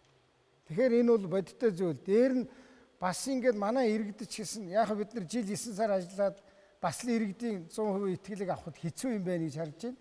Манай иргэд чинь баг юмд итгэхэ байсан шүү дээ. Дандаа худал хэлсээр байгаад, хулхадсаар байгаад ингээд хүмүүс ч худлал хэлж байгаа гэдэг ийм байдалтай болцсон юм аа. Тэгэхээр жишээлх юм бол 8% хүүтэй зээлийг бид нар одоо хэрэгжүүлээд энэ чинь 13 оны 6 сард эхэлсэн шүү дээ. Хэрэгжүүлж эхлэхдээ юу гэж одоо худлаа зуурхал дараасан гэхэлэр наадах чи ерөнхийлөгчийн сонгуульд элбэг доржигаа гарах гэж хийж байгаа юм байна. Маргааш гарангуут нь болох юм байна гэл гэсэн. Тэгээ нэг хэдэн сар явсан чи одоо мөнгөнд дуусч байгаа юм байна болох юм байна гэсэн. Одоо өнөөдөр 8% хүүтэй зээл бүтэн жил явж л орхилоо шүү дээ. Тийм учраас энэ манай одоо энэ цуурхлыг дарах гэдэг бол бас биднээс маш их тийм. Бид нар ч олигтой ажиллахгүй байна л да цуурхалтай хөөцөлдөж. Ер нь бол энэ ялангуяа энэ гар утас хөгжөөд Twitter, Facebook гэдэг юм бий болсон сошиал бол энэ цуурхлыг ер нь нэлээд сайн тараадаг юм болцсон юм байна. Тэгэхээр энэ бүхэнд одоо бид нар бодиттой хариулт өгөхийн тулд би 7 хоног өгөн жишээлх юм бол сэтгүүлчтэй уулзж, манай сайд нар хариулж байна. Ингээд байхад л нэг хоногийн дотор цуурхал тараачдаг юм байна. Тэгэхээр энэ бензиний үн айхтар хэмжээгээр өсөд нэмэгдэнэ гэдэг энэ бол бас цуурхал юм аа гэж. За 11 төвтэйгээ холбогдохоос өмнө өнөөдөр одоо 609-өөс таны одоо иргэдийн асуултанд хариулж байгаа шууд нэвтрүүлэг орон нутагт бас орон нутгийн иргэдийн маань анхаарлыг бас нэлээд татж байгаа. Би тэгээ орон нутгийн иргэдээс ирсэн бас нэг 2 асуултыг бас танд явахгүй болохгүй нэ. Тэгэхээр өнөөдөр ер нь бол орон нутгийн хөгжүүлэх жишг сум байгуулах сумын хөгжлийн асуудал яриад эхэлсэн тийм хагашны хөгжөөс. Тэгэхээр сум шин сум байгуулах сум шинжилэл гэдэг асуулт засгийн газар үр дүнгүй баахан мөнгө зараад байгаа юм биш үү гэсэн тийм асуултаас ороод ирсэн байна. Нэг хүрдэнгүй мөнгө зараагүй л дээ. Ерөөсөө Монгол улсын хөгжил бол сумаас эхэлнэ. Бас бид нар ч ганцхан Улаанбаатараас эхэлнэ гэдэг ойлголттой болцсон байж. Одоо сумаас эхэлнэ, аймагаас эхэлнэ. Тэгэхээр засгийн газар улсын хурал яриад яасан гэхээр энэ нодон жил бол 3 сумын шинжил ярьсан. Энэ онд бол бид нар 16 сумын шинжил ярьж байгаа. Нэг суманд бол 5 дөрвөн төгрөгөл өгч байгаа. 5 дөрвөн төгрөгөөрөө та бүхэн нэг боломжийн хэмжээнд энэ нөгөө газар доогоор явдаг халаалт улаан цэвэр бохор усаа шийдээд за тэгээд зарим шаардлагатай сумандаа шаардлагатай байгаа юмаа бариач, сургууль юм, эмнэлэг юм, өөр юу байдаг тэрнийгээ бариач. Ингээд нэг сумын төвд хүн нэг халуун усанд орчдөг нэг аятайхан даарад хөрөөд байхааргүй ийм нөхцөлтэй болгочих явдал бол одоо шинжлэлийн засгийн газрын бас нэг чухал зорилт. Сум аймаг гэдэг аймаг нийслэл ийм 3 төвшин байна шүү. Тэгэхээр энийг аль алийг хөгжүүлэх явдал бол маш чухал. Тэгэхээр одоо орон нутгийн хувьд бол бүсийн ялгаа, орон нутгийн алс хязгаарын энэ ялгааг орон нутгаа бас нэг эзэнтэй болгох, хөдөөгийн хөгжлийг дэмжих энэ асуудлууд орон нутгийн одоо булчны бол нэлээд анхаарлыг төвд байгаад байна. Тэгэхээр энэ дээр хөдөөгийн хөгжлийг та ер нь юу гэж харж байна? Манай шинжлэлийн засгийн газрын явуулж байгаа гол бодлого бол хөдөөрөө чиглэсэн бодлого байгаа шүү дээ. Яаж одоо суманда, яаж аймагтай хүмүүс тав тухтай амьдрах юм бэ? Тэгээ юу хэрэгтэй? Би түрүү хэллээ. Дулааны станц хэрэгтэй. Энийг эхлүүлж юм. Орон сууц хэрэгтэй. Заавал Улаанбаатарт ирэх биш, аймагт орон сууц. Улаанбаатарт ирэх биш, аймагт эмчлүүлдэг, шинжилүүлдэг, онцлуулдаг болох ёстой. Тэрнийг хийж гэн. Сайн сургууль байх ёстой. Эмнэлэг байх ёстой, цэцэрлэг байх ёстой. Тэгэхээр ерөөсөө орчин сайхан байх ёстой. Одоо бид нар жишээлх юм бол гудамж төслийг яагаад аймаг руу явуулъя гэдэг байгаа юм. Тэгэхээр аймгийн төвчин өөрөө бас ингээд маш тийм тухтай орчинтай байх ёстой. Орчин нь бол тав тухтай болох ёстой. Тэгэхээр бид нар энэ аймаг сумын орчныг хүний амьдардаг тэр орчныг сайжруулах явдал бол хамгийн чухал ажил гэж үзэж байна. Энийг хийж байгаа. За орон нутгаас ирсэн бас нэг 2 аймгийн асуултыг тухайлж суугаад асууя. Тэгэхээр тухайлбал Дорнот аймгийнхаа манай аймгийн нутгаас газар зарцсан гэдэг юм ерөөсөө гэсэн асуулт тавьсан байна. Яг үнэхээр ийм бодтой асуулт болсон юм уу? За одоо юу юм бэ? Ер нь одоо манай Монгол шиг ардчилсан улсад ийм парламенттай, улсын хуралтай, засагтай, ерөнхийлөгчтэй бүх юм нийл тод ийм улсад тэрнээсээ гадна хууль тогтоомж, хууль мөрдөж ажиллах ёстой ийм улс оронд бол хэн нэгэн хүн мэдээд эсвэл парламент мэдээд газар нутаг зарна гэдэг ойлголт байхгүй болцсон юм аа. Энэ бол Монгол улсын үндсэн хуулиар одоо дархлаажсан ийм зүйл байна. Энэ дахиад ингэж суурхал байхгүй. Наадах чинь нэг сар гаруй өмнө Твиттер дээр тувт наадах чинь ерөөсөө ингэ Дорнотын газрыг зарцсан гинэ. Тэгэнгүүт Дорногов аймгийнхан болохоор одоо нөгөө урааны асуудал нэлээд сонирхож байгаа. Яг энэ урааны үнэхээр газар дээр Улаанбаатар суманд бол урааны хордол байна. Хүм мал гений хөгжиж нөлөөлчихжээ гэдэг төрийн бус байгууллага янз бүрийн хүмүүс илэрхийлдэг. Цөмийн энергийн газраас огтур тайлбар өгдөг гэдэг энэ олон нийтийн төөрөгдөд байна энэ урааны асуудал дээр.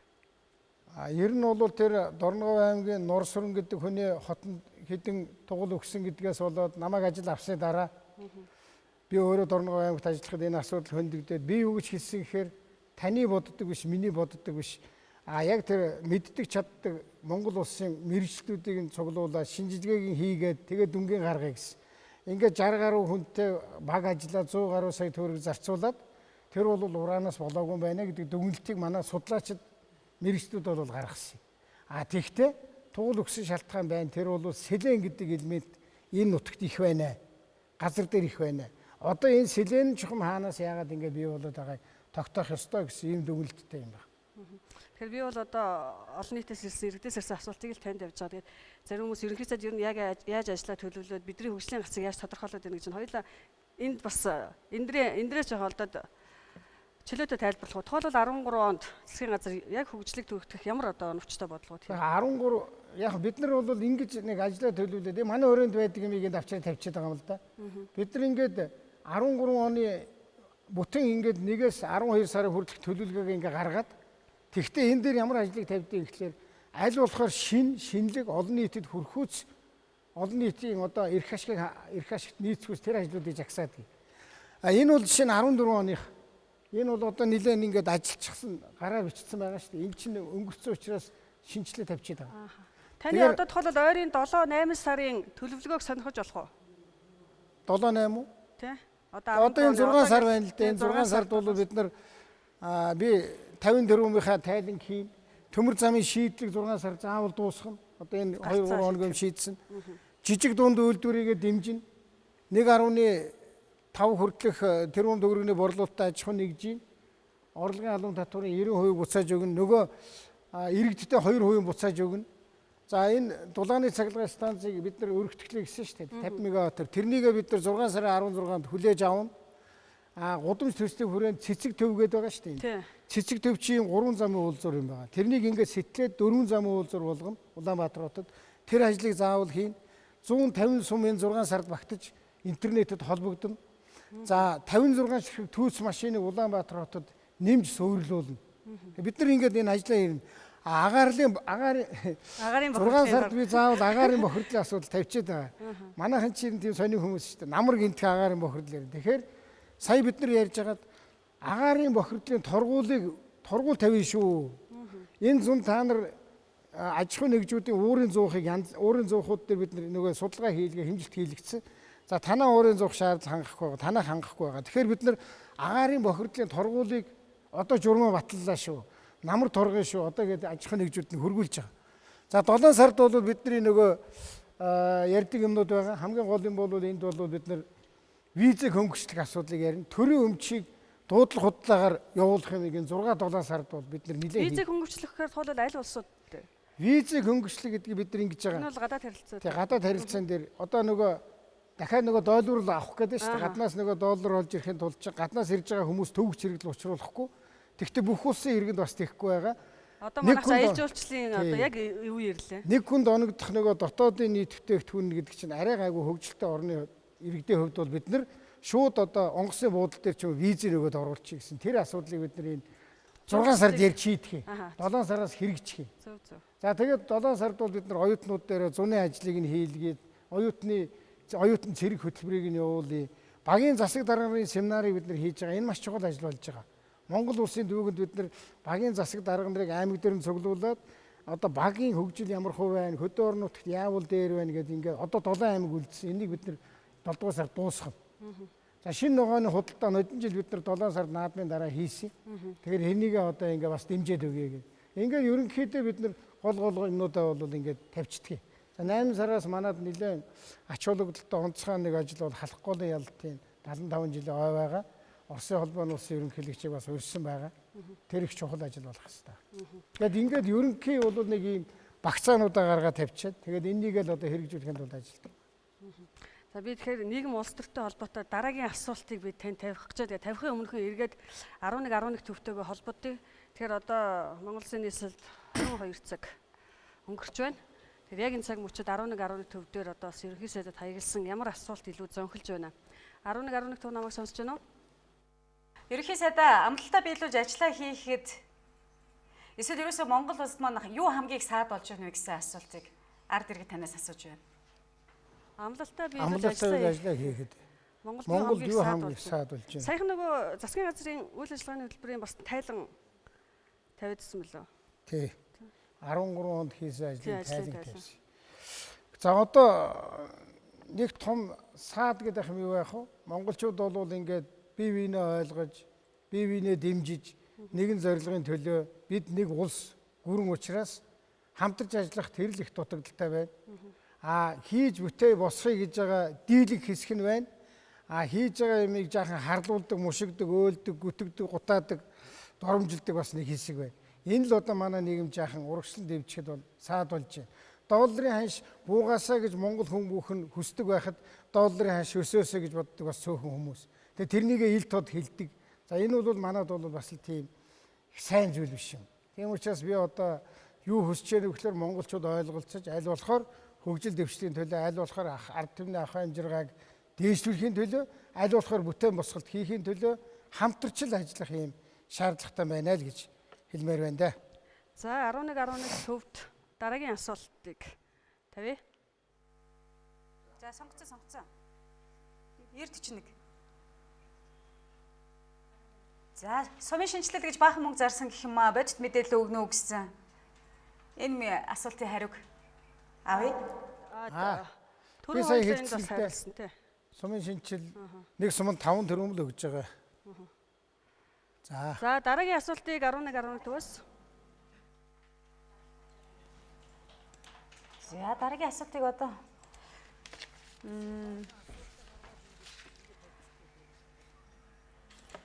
нэлээд олон асуултаас багцсан ачаал нэмэгдүүлж байна.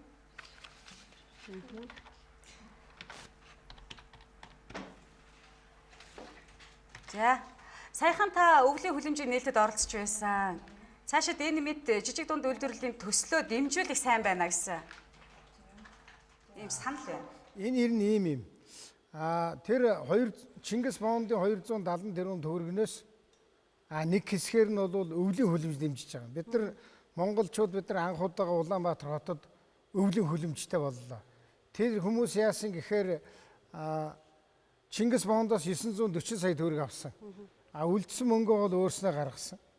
Тэгээд ийм өвөл бас одоо нөгөө өргөст хэмэх улаан лойлыг тарьж ургуулдаг ийм өвлийн хүлэмжийг анх удаа бий болгож байгаа. За тэрний шиг тэр бол 0.5 гаус. Тэрний шиг нэг 30-40 ширхэг ийм хүлэмж хийчих юм бол бид нар гаднаас доллараар юм уу юанаар өргөст хэм худалдаж авах шаардлагагүй болж байна. Тийм учраас одоо нэг 15-6 компани бас мөнгө авцсан хийж байгаа. Тэгэхээр намар гэхэд бид нар бараг 20-од компани ийм хүлэмж ашиглалтанд орчих. Тэгэх юм бол энэ өвөл бид нар өргөст хэмэх улаан лоолой бол Улаанбаатар хавьяага бол хангаад авахс болж байгаа. Энэ дахиад нөгөө бидний нөгөө ярьж байгаа Монголдо бүтээцгий гаднаас авдаг юм багасхий дотроо хий гадагшаа гаргадаг юм ихсхий өөрөөр хэлбэл доллар илүү их олох юм бол ханшин буун. Эсвэл долларыг бид нар гадагш нь гаргаж алдхаа багасгах юм бол бас ханшин буун. Тэр бодлогод л нийсэж байна. За 11 төвтэй эргээд холбогдохын өмнөхөн надад бас энэ нөгөө бослогсон асуултууд анхаарал татж байгаа. Өнөөдөр олонний анхаарал татж байгаа нэг 2-3 асуулт. Нэг улс төр чиглэл рүү ормоор. Сүүлийн танай танхимын сайд нарыг одоо шил дараалал огцруулъя гэдэг өргөдлөө яриад байна. Тэгээд Тэмүүжин сайдыг огцруулна гэж чадаагүй. Одоо Батбаяр сайдын асуудал орж ирж байна тий. Тэгэхээр болохгүй байгаа сайдуудаа ерөнхий сайдаа та ер нь хариуцлага тооцож болдгүй мүү гэсэн асуулт байна. Хариуцлага гэж юу юм гэдгийг ярих хэрэгтэй. Одоо яг ингээд хэдүүлээ нэг 100 хоног эдийн засгийгаа өөдөн татын өшөө хүчтэй ажлын өшөө олон юм хийгэж яхад би одоо манай эдийн засгийн сайдыг огцруулна гэхээр хариуцлага тооцож байгаа биш харин ч гэж өмүүлж байгаа л гэж хараад байгаа шүү дээ. Одоо ер нь тийм үстэй. Одоо энэ чинь эдийн засгийг эрчимжүүлээд нэг 100 хоногт нэг хэл амаа болоод аль болох л одоо хоорондоо ойлголцоо зогсоод ажиллachмаар. За мэдээж огцруулна гэдэг асуудлыг тавих эрх нь бол одоо манай нөгөө бүх хүндэл байгаа шүү дээ хурал. Тэгвэл би энэ бол нэг цаг үеийн биш юм аа л гэж бодож байгаа. Ер нь танай засгийн газарт хариуцлагын тогтолцоо байна уу? Гэхдээ байлгүй яах юм. Манайх ч одоо нэг жил 9 сар ажиллаж байна. Бас тодорхой хэмжээгээр хариуцлагагүй ажиллаж байгаа. Тэр хэсэг дээр бол хариуцлага тооцож байгаа. Тэгвэл би бодохдоо бол одоо би хүний толгойн хилээд идэх хүн биш л дээ. Тэгвэл толгойг нь хэлэхгүй байх гэдэг нь толгойг нь аваад хайчих гэсэн үг биш л дээ бас. Тэгэхээр тэр завсар нь бол хариуцлагын тооцол явж байгаа. Одоо жишээ нь өнгөрсөн хуралдаан дээр ихэд бид нар тэр нэг хорих байгууллагууд хүн нас барсантай холбоотой шүүхийн шийдвэр гүйцэтгэх газар дээр бол өөрчлөлт хийлээ. Ашигт малтмал дээр бас тодорхой ажлууд явахгүй байна. Өөрчлөлтийг нь хийлээ. Нэлээд олон 3-4 төрлийн нарийн бичгийн дарга нар дээр бол бас засгийн газраас гаргаж байгаа шийдвэрүүдийг хурдтай хийж чадахгүй байгаа учраас бас одоо арга хэмжээ аваад явж байна. Энэ чинь бас нэг өдөр л бүгдийг одоо халаад байх нь юу юм бас тодорхой хэмжээгээр шаардлага тавиад тэгээд тэр хүмүүсийг бас шаардлага тавьснараа ажилуулвал өшөө сайн юм байна. За тэгээ бүр ажиллаж чадахгүй бол тэгээд хаалж солихтой хүрнэ л дээ. Ер нь Алтан уугийн засгийн газар давхар дээлтэй байна. 19 сайдын 17 давхар дээлтэй байна гэдэг энэ хаваржин өнгөрсөн намаржин улс төр боллоо. Тэгэхээр давхар дээлийг тайлахын асуудал дээр ер нь ерөөсөө таны бодол ер нь юу вэ? Одоо хаваржингаа ярьсан юм дахиад зунжингаа ярих хэрэг байна уу? Тэгээд Монгол улсын үндсэн хуулиар бол улсын хурлын гишүүн бол засгийн газрын гишүүний ажлыг хавсраад хийж болно гэж заасан. Тэгээ би нөгөө элтер бас их хурл дээр хэлсэн шүү дээ. Би байнгын хорон дээр яваад орсон чинь манай сөрөг хүчнийхэн шүүмжлээд байлаа. Би тэгээ тоолоод 1 2 3 4 5. Гэхдээ та тав чинь тэгэл давхарлчихсан сууж ирсэн шүү дээ. Одоо тэгээд хэн нь одоо давхарлаад өмсчихээр болохоо байгаад хэн нь давхарлахлаараа болдог ийм шудраг ус юмар яах гэсэн ажлаа хийх гэсэн. Ер нь энэ хавар бол бидний цаг алдлаа шүү. Тэгтээ яг засгийн ажил бол бас явдгаараа л явж л байгаа л да. Тэгтэл энэ нэг ингээл давхруу, дануу, наануу, цаануу тэр ингэсэн гэдэг энэ яриа чинь бол бидний хөгжил дэвшилтэл улам саад болоод байгаа. Хоёрчудаа сэтгүүлчтэй уулзах уулзалтын үеэр би таныг бидний ажил бас нэг садаа болоод байгаа газар авилгалтай тэмцэх газар гэд хэлчихээр сонссон буруу сонссон уу юу? Авилгалтай тэмцэх газраас улс төрийн томилгоонд оролцож байна. ААТАгийн ажил хийхгүй шалгаад байна гэдэг. Тэрнээс гадна сүүлийн үед бол авилгалтай тэмцэх газар гэсэн 3 хэсэгтэй одоо энэ байгууллагаас ард түмэн нэлээд хэмээдэг болгоомжлдог боллоо гэд засаг төр ер нь энэ дээр юу бодож байгаа юм? Тэгэхээр тийм шүүмжил байгаа юм уу? Ер нь бол зөв сонссон байна. Би бас тэрнийг хэлсэн. Яагаад тэгэхээр ялангуяа энэ бизнес эрхэлж байгаа ойр зуурын одоо аж ахуй эрхлээд явж байгаа хүмүүсийг одоо янз бүрээр одоо мөрддөг, мөшигдөг, тэгээд ухдаг, төнгөдөг, тэгээ хэрэг янз бүрийн хэрэг гаргадаг, тэгээ шоронд хийдэг. Ялангуяа энэ одоо хүмүүсийг шоронд удаан хугацаагаар хориод байгаа явдал бол үнэхээр надад хувь хүний хувьд юус таалагдахгүй. Гин буруутай байж болно. Тэгвэл гин буруутайг нь тогтоох хэрэгтэй. Хүний гин буруутай болохыг тогтоогоогүй байж ч хэвлэлийн багварал хийж хүнийг гутаанд оромжилдог. Шүүхээр гин буруутаа тогтоогдоогүй байхад олон нийтэд цацдаг. Тэрнийг би тэгээд байна, энэнийг ингээд байна гэдэг юм уу. Энэ бол ер нь манай ардчилсан нийгэмд байж болохгүй үзэгдэл учраас би ардчилсан намын даргын хувьд ялангуяа хэмжгэлдэг. Ардчилсан нам юуны төлөө гарч ирсэн 25 жилийн өмнө хүний эрх хэрэгжүүлээ, хүний нэр төрийг одоо утаанд оромжлохгүй байх, хувийн өмчийг одоо хүлээн зөвшөөрөх, тэрнийг хамгаалах гэж гарч ирсэн юм л да. Гэтэл тэрний эсрэг ийм үйлдэлүүд хийгдэж байгаа учраас бас энийг бол одоо зогсоох ёстой л гэдэг байр суурин дээр байгаа. Тэгэхээр яг одоо би нэг асуулт авилгацсан төсөвтэй холбоотой асуулт авчаа эргээд 11 төвтэй холбогдсон бас асуултаа бас давхардуулахгүй байдлаар бэлдэж байгаа ч яг төслөх гэсэн. Авилгацсан төсөвгөө нэг хэсэг ярьж байгаа таг болчлоо. Тэр үнэхээр авилгацсан төсөв батлаа. Тэр авилгацсан төсөв цаашаа зарцуулагдаад байна уу? Энэ дээр одоо ямар нэгэн шийдэл гарч байна уу? Одоо нэг нэр томьёогоор хөөцөлдөд яах вэ? Би улсын хурлд 14 оны төсвийг оруулахдаа би тэгж хэлсэн. Яагаад тэгэхээр 2 тэрбум төгрөгөөр босгоно гэсэн сургууль 6 тэрбум төгрөг болтлоо 3 жил явж байгаа юм чинь авилгацсан гэхгүй юу гэх юм. Тэр чинь бол сургууль нь босохгүй, мөнгө нэмэгдэхгүй нэмэгдэнэ. Тэгтээ энэ асуудлыг гаргаж тавиад бас одоо улсын хурал дээр нэлээд олон газруудыг төр зур зогсоогоод шалгасны үр дүнд нэлээд их цочсон байна лээ. Нэлээд их нь одоо бас жаахан эмээсэн байна лээ. Ингэж болдгоо юм байна. Дураараа мөнгө нэмээд өчөөд байж болдгоо юм байна. Төсвийг авилгажуулаад байж болдгоо юм байна гэсэн ойлголт бол их бүх газар их олон шатнд бий болсон байлээ. Тийм учраас би бас ч зүгээргүй амжилттай эхний ээлжинд бол дохио сануулгууллаа амжилттай гэж бодож байгаа. 2014 оны төсөв тодтголыг шаардлага байгаа юу гэхээсээ та ер нь? Өнөөдөр төсвийн орлого ер нь хэр биелэлтэй байгаа? Төсвийн орлогон дээр бол жаахан дутагдал явж байгаа, дутуу явж байгаа. Тэгтээ төсвээр тодтгол хийдэг хууль байдгийг. Төсвийн орлого маш их хэмжээгээр одоо тасалдсан тохиолдолд тэр хэмжээнд бол хүрээгүй байна. За эргээд 11 төвтэй холбогдъё. Намайг сонсож байна уу? Яг энэ цаг мөч. За Орос улбаны улсаас хятад руу нийлүүлэх хийн хоолойн бүтээн байгуулалт Монгол улсаар дайрах уу гэсэн асуулт байна. За сая Монгол улсын ерөнхийлөг Шанхайд хятад улсын дарга, за Оросын улбаны улсын ерөнхийлөгчтэй уулзсан. За би бас Санкт-Петербург хотод Путин ерөнхийлөгчтэй уулзсан. Тэгэхээр энэ хоёр улс маань Оросын холбооны улсаас хятад улс руу ингээд хийн нийлүүлэн хоолой тавина гэдэг байгаа. Тэгэхээр бид ямар санал тавьсан гэхээр хэрвээ та бүхэнд одоо шаардлагатай гэж үзвэл Монгол улсын нутгаар энэ хийн хоолойг тавих юм бол Монгол улсын засгийн газар дэмжинэ гэдгээ илэрхийлсэн байгаа. Тэгэхээр Путин ерөнхийлөгч бол энэ асуудлыг судлая, хамтарч одоо ажиллая л гэсэн. Энэ бол эдийн засгийн хувьд бол мэдээж Монголын талд өргөөжтэй байх гэж харагдсан. Мэдээж манай нутгаар дайраад хоолой гарах юм бол бид бас тодорхой хэмжээгээр тэндээс одоо өрөөгөөж авна л да. За 11 төвөө сонсож байна уу? Ард түмний амьдрал маш хүнд байна. Монгол улсад дайрагчид маш их байна. Үүнийг нэгдүгээрт анхаарах хэрэгтэй. Төсвийн албан хаагч, төрийн албан хаагч тэтгэвэр тэтгэмжийг хизээнээс нэмэгдэх вэ гэсэн давхар асуулт танд хүрч байна. Төсвийн байгууллагын ажилтны албан хаагчдыг тэр дотроо төрийн үйлчлэгээний албан хаагчдын цалин бол нэмэгдүүлсэн байгаа. Бид нар бол тэгтээ цалин нэмэхдээ нөгөө нэг төдийн сарын төднөөс гээд нэг зарлж нэмдгийг бол болиулсан.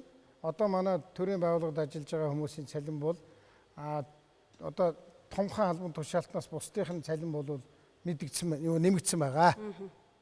За дараагийн асуулт. Тэтгэвч гэсэн мөн нэмэгдсэн байна. Дараагийн асуултыг.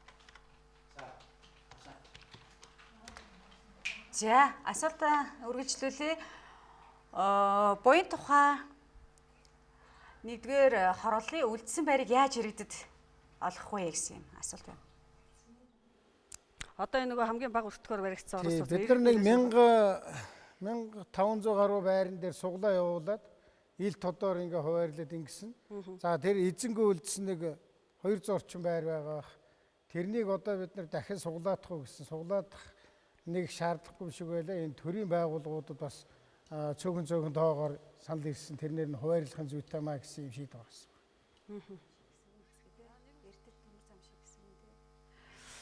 Нэвтрүүлгийн цаг маань бас өндөрлөх хугацаа нэлээд өгч байна.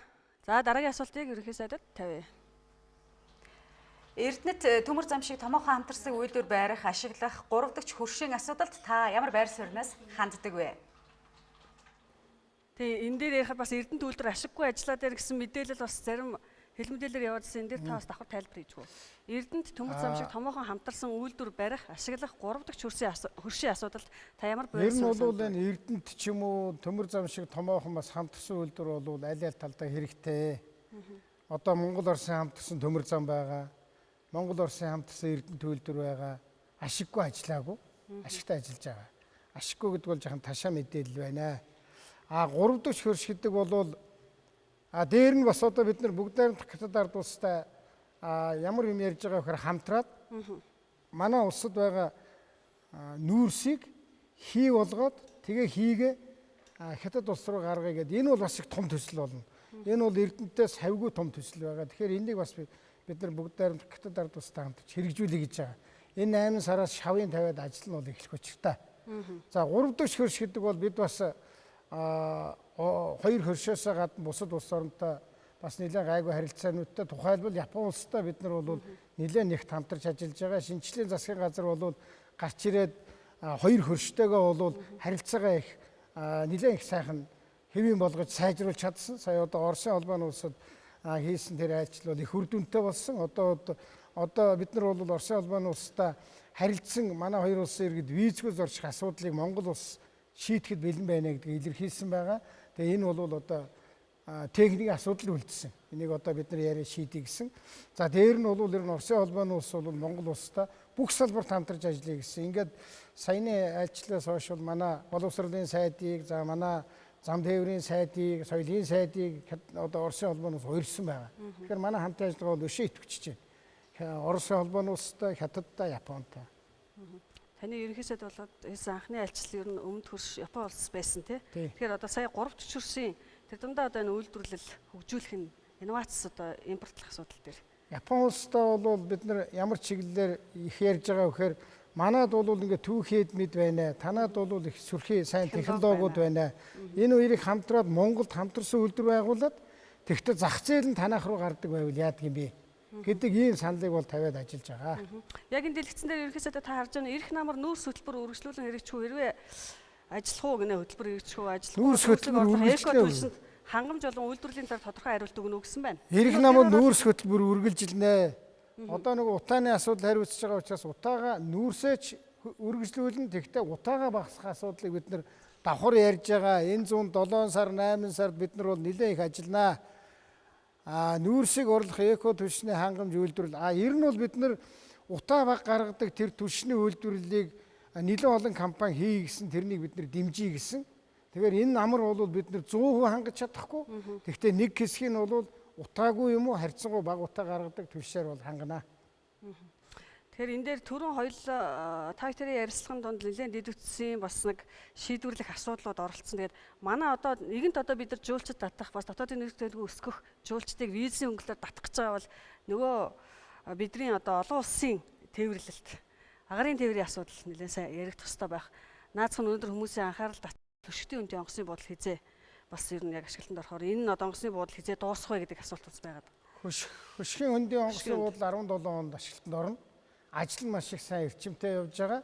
Тэрнийг бид нар Япон улсаас авсан зээлийн хөрөнгөөр босгож байгаа. Саяхан бид нар Японуудтай бас юу ярьж байгаа гэхээр энэ боссон онгоцны буудлыг өшөө яаж одоо сайн ашиглах вэ? Менежментийг нь яаж сайжруулах вэ гэдэг дээр бол ярилцсан байгаа. Одоо энэ агарын тээврийн салбарт нэг онгоц л худалдаж авлаа. Тэгсэн. Тэ. Тэгэд ер нь бол энэ онгоц өрөөгөөстэй байсан уу? Цаашдаа ер нь энэ агарын тээврийн салбарыг дэмжих асуудлаар асуултууд бас зарим асуултууд явж байгаа. Агарын тээврийг дэмжинэ. Одоо манай засгийн үед бол ямар ч байсан нэг том онгоцтой болсон. За тэгээ бүх дандаа одоо онгоц худалдаж авч бас дийлэхгүй. Тэгэхээр зарим нь одоо түрээсээр энэ төр хэрэглэх за бусад авиа компаниудтай хоршиж ажиллах гээд манай Мят компани дээр бол одоо шинэ онгоц юм уу янз бүрийн авна гэхээс илүүтэй байгаа юм зөв зүйтэй ашиглах бусад авиа компаниудтай зөв хоршиж ажиллах асуудал бол харин дутагдж байгаа. Тэгэхээр өнөөдөр та бүхэн одоо бас яг энэ иргэдийн асуултанд шууд хариулах нэвтрүүлэг бол одоо 90 минутын хугацаанд, цаг 30 минутын хугацаанд үргэлжлэж байгаа. Тэгээд нэвтрүүлэг дуусах хугацаа тунд өгөж байна. Тэгэхээр ер нь бол олон нийтийн анхааралд байгаа нэвтрүүлгийнхэн хэлсэн эдийн засгийн холбоотой эдийн засгийг эрчимжүүлэх засгийн газрын 100 хоногт бид өрөөгөөжийг нь яаж одоо харах бол ойрын хугацаанд гэдгийг нь хүлээлтэнд хоёлаа бас эргээд олон нийтэд ойлголт өгөхөнд тулд тодорхой басна ганц хоёр зүйлийг нэрлэвэл. За ямар ч байсан 100 хоног гэж бас нэлээд шахуу үүрэг авч засгийн газар бол ажиллаж байгаа. Тэгэхээр монголчуудын хаахаа амьдралд одоо нэмэр болох зүйл хийх энэний суурийг энэ 100 хоног тавих хувьд бол маш чухал. За эхний энэ 30 хоногт бол засгийн газар өөрөөсөө хамаарах нэлээд олон ажлуудыг бол хийлээ. Нэлээд олон хуулийн төслүүдийг бол улсын хурлд өргөн барилаа. Зарим ажлуудыг хийж байна. Чамлахаар чанга атгах гихчээр ганц хоёрын бол болж байна. Зарим үр дүн гарч байна. Хамгийн гол юм бол энэ дээр бол энэ бизнес эрхэлж байгаа тэр хүмүүсийг л одоо зөв дэмжих бол маш чухал юм байна. Одоо засгийн газар бас жижиг дунд бизнес эрхэлж байгаа хүмүүст энэ валютын анхаас болж төв учирсан байгаа, хүндрэл учирсан байгаа. Тэрнийг шийдэх шийдэл дээр ажиллаж байна. Бидний 100 хоногийн хугацаанд бас тодорхой зарим шийдлүүдийг бол гарганаа. 90 тэгтээ бас нэг юм итгэн ярилцчих хэрэгтэй. 100 хоногийн дараа одоо бүх юм өргөс авсан шиг мундаг болоод мах төмөс $3 бараг л үнэгүй болчихно гэж бас тэгж бодож хэрэггүй. 90 тэгтээ цаашдаа манай эдийн засаг сайжрах тэр үндэс суур бол тавигдана. Валютын ханш чирсэн энэ 100 хоногийн хугацаанд тодорхой хэмжээгээр бол буурнаа. Тэр буулгана гэдэг нь шууд татаад буулгачихж байгаа биш. Түрүү чи миний ярьж байгаа энэ бүгдийг бид нар бүгдээрээ хамтарч хийгээл Монгол хүн бүхэн Монгол айл бүхэн гаднаас авдаг $1 үнэтэй юм болиол яхад. Гаднаас авдаг нэг одоо юу байдгийг ундаа тэр ундаага болчиход $1 тэр айлд бил. Нэг айлны гаднаас авдаг ундаага болчиход бид нар $2.8 сая хэмнэ. Тэгээд цементийнхээ үйлдвэрлэлийг бид нар сайн дэмжсэн учраас энэ жил бид нар Монгол улсын нийт хэрэгцээний цементийн бараг хагасыг Монголд үйлдвэрлэдэг болж шээ. Ингээд эн чинь нэг өдөр хийгдэхгүй бас 100 хоногт бүгд хийгдэхгүй 1.9 жил бид ажиллаж байна. Тэгэхээр 2 жил, 3 жил, 4 жил. Би нэг 4 жилийн дараа гэхэд бол бид бас нэлээд их боломжийн одоо тийм суур нөхцлүүд бол бүрдсэн байна гэж үзэж байна. Тодорхой үр дүнгууд бол гарч эхэлнэ гэж бодож байна. Тэгэхээр эзэн зуун нэртэй энэ эдийн засгийг эрчимжүүлэх 100 хоног гэсэн ажлын хэсэгт бизнесийн төлхөө орсон гэж би сонссон. Тэгсэн 30-аад хүнтэй зөвлөл байгуулснаас 20 гаруй нь бол дандаа бизнес эрхэлдэг хүмүүсийг оруулсан. Яагаад гэвэл тэд нар ч л ажил хийн штэ. Тэгээ тэд нарт учирч байгаа бизнесийг бид нар арилгах гэж байгаа учраас тэднийг орж саналаа хэлгэсэн. Тэгээ тэд нар маань бас урамтай байгаа. Яагаад гэвэл манай тэр зөвлөл дээр ярьсан асуудлыг бид нар дорн засаг дээр шийдэхээ шийдээд хууль өөрчлөхийг нь бол дорн хууль болгоод өнөөдөр гэхэд бид нар нэг 15 асуудал ярьлаа засгийн хурал дээр. Тэгээд тэр бизнесийн эрчимжүүлэх зөвлөлийнхний ярьсан нэлээд олон асуудлыг бид нар бас шийдэж байгаа. Тэгээ мэдээж дийлэх нь бизнесийнхэн байгаа манай баялаг бүтээгчээс мэдээж зах зээл баялаг бүтээгчдийн нуруунд дээр л явна, тийм ээ? Тэгэхээр та бол одоо баялаг бүтээгчд нэлээд чигцөөлөн байна гэж ойлгож болох нь. Тэг улам чигцөөлөн болно л да. Одоо уулаасаа л одоо юм босгож бүтээж байгаа хүмүүсээ бид нар бол заавал дэмжих хэрэгтэй байхгүй. Ерөн зүгээр манай нийгэмд ингээ явсаар байгаа бид нар чинь бас жаахан тийм буруу ойлголттой болсон байна. Юм хийж байгаа, бүтээж байгаа, баялаг бүтээж байгаа тэр хэсгийг тэр дээр үе нөгөө социализмаас ирснээр энэ одоо мөнгөний шуналтаа баах юм яадаг гэдэг нэг тийм буруу юм бий болсон байна. Арчилсан намын гол үнцэнтэй зүйл бол бид бол хувийн өмчийг бэхжүүл хамгаалах ёстой. Тэгэхгүй бүгдээрээ нөгөө нэг хуучны нэгдэл шиг юм байж болохгүй гэдэг ойлгоцсон шүү дээ. Тийм учраас хувь хүн иргэн аж ахуй нэгж өөрийнхөө хоримтлыг бий болгоо баялгаа бүтээж байгааг бол бид нар аль болохоор саадуулахгүйгээр дэмжих ёстой.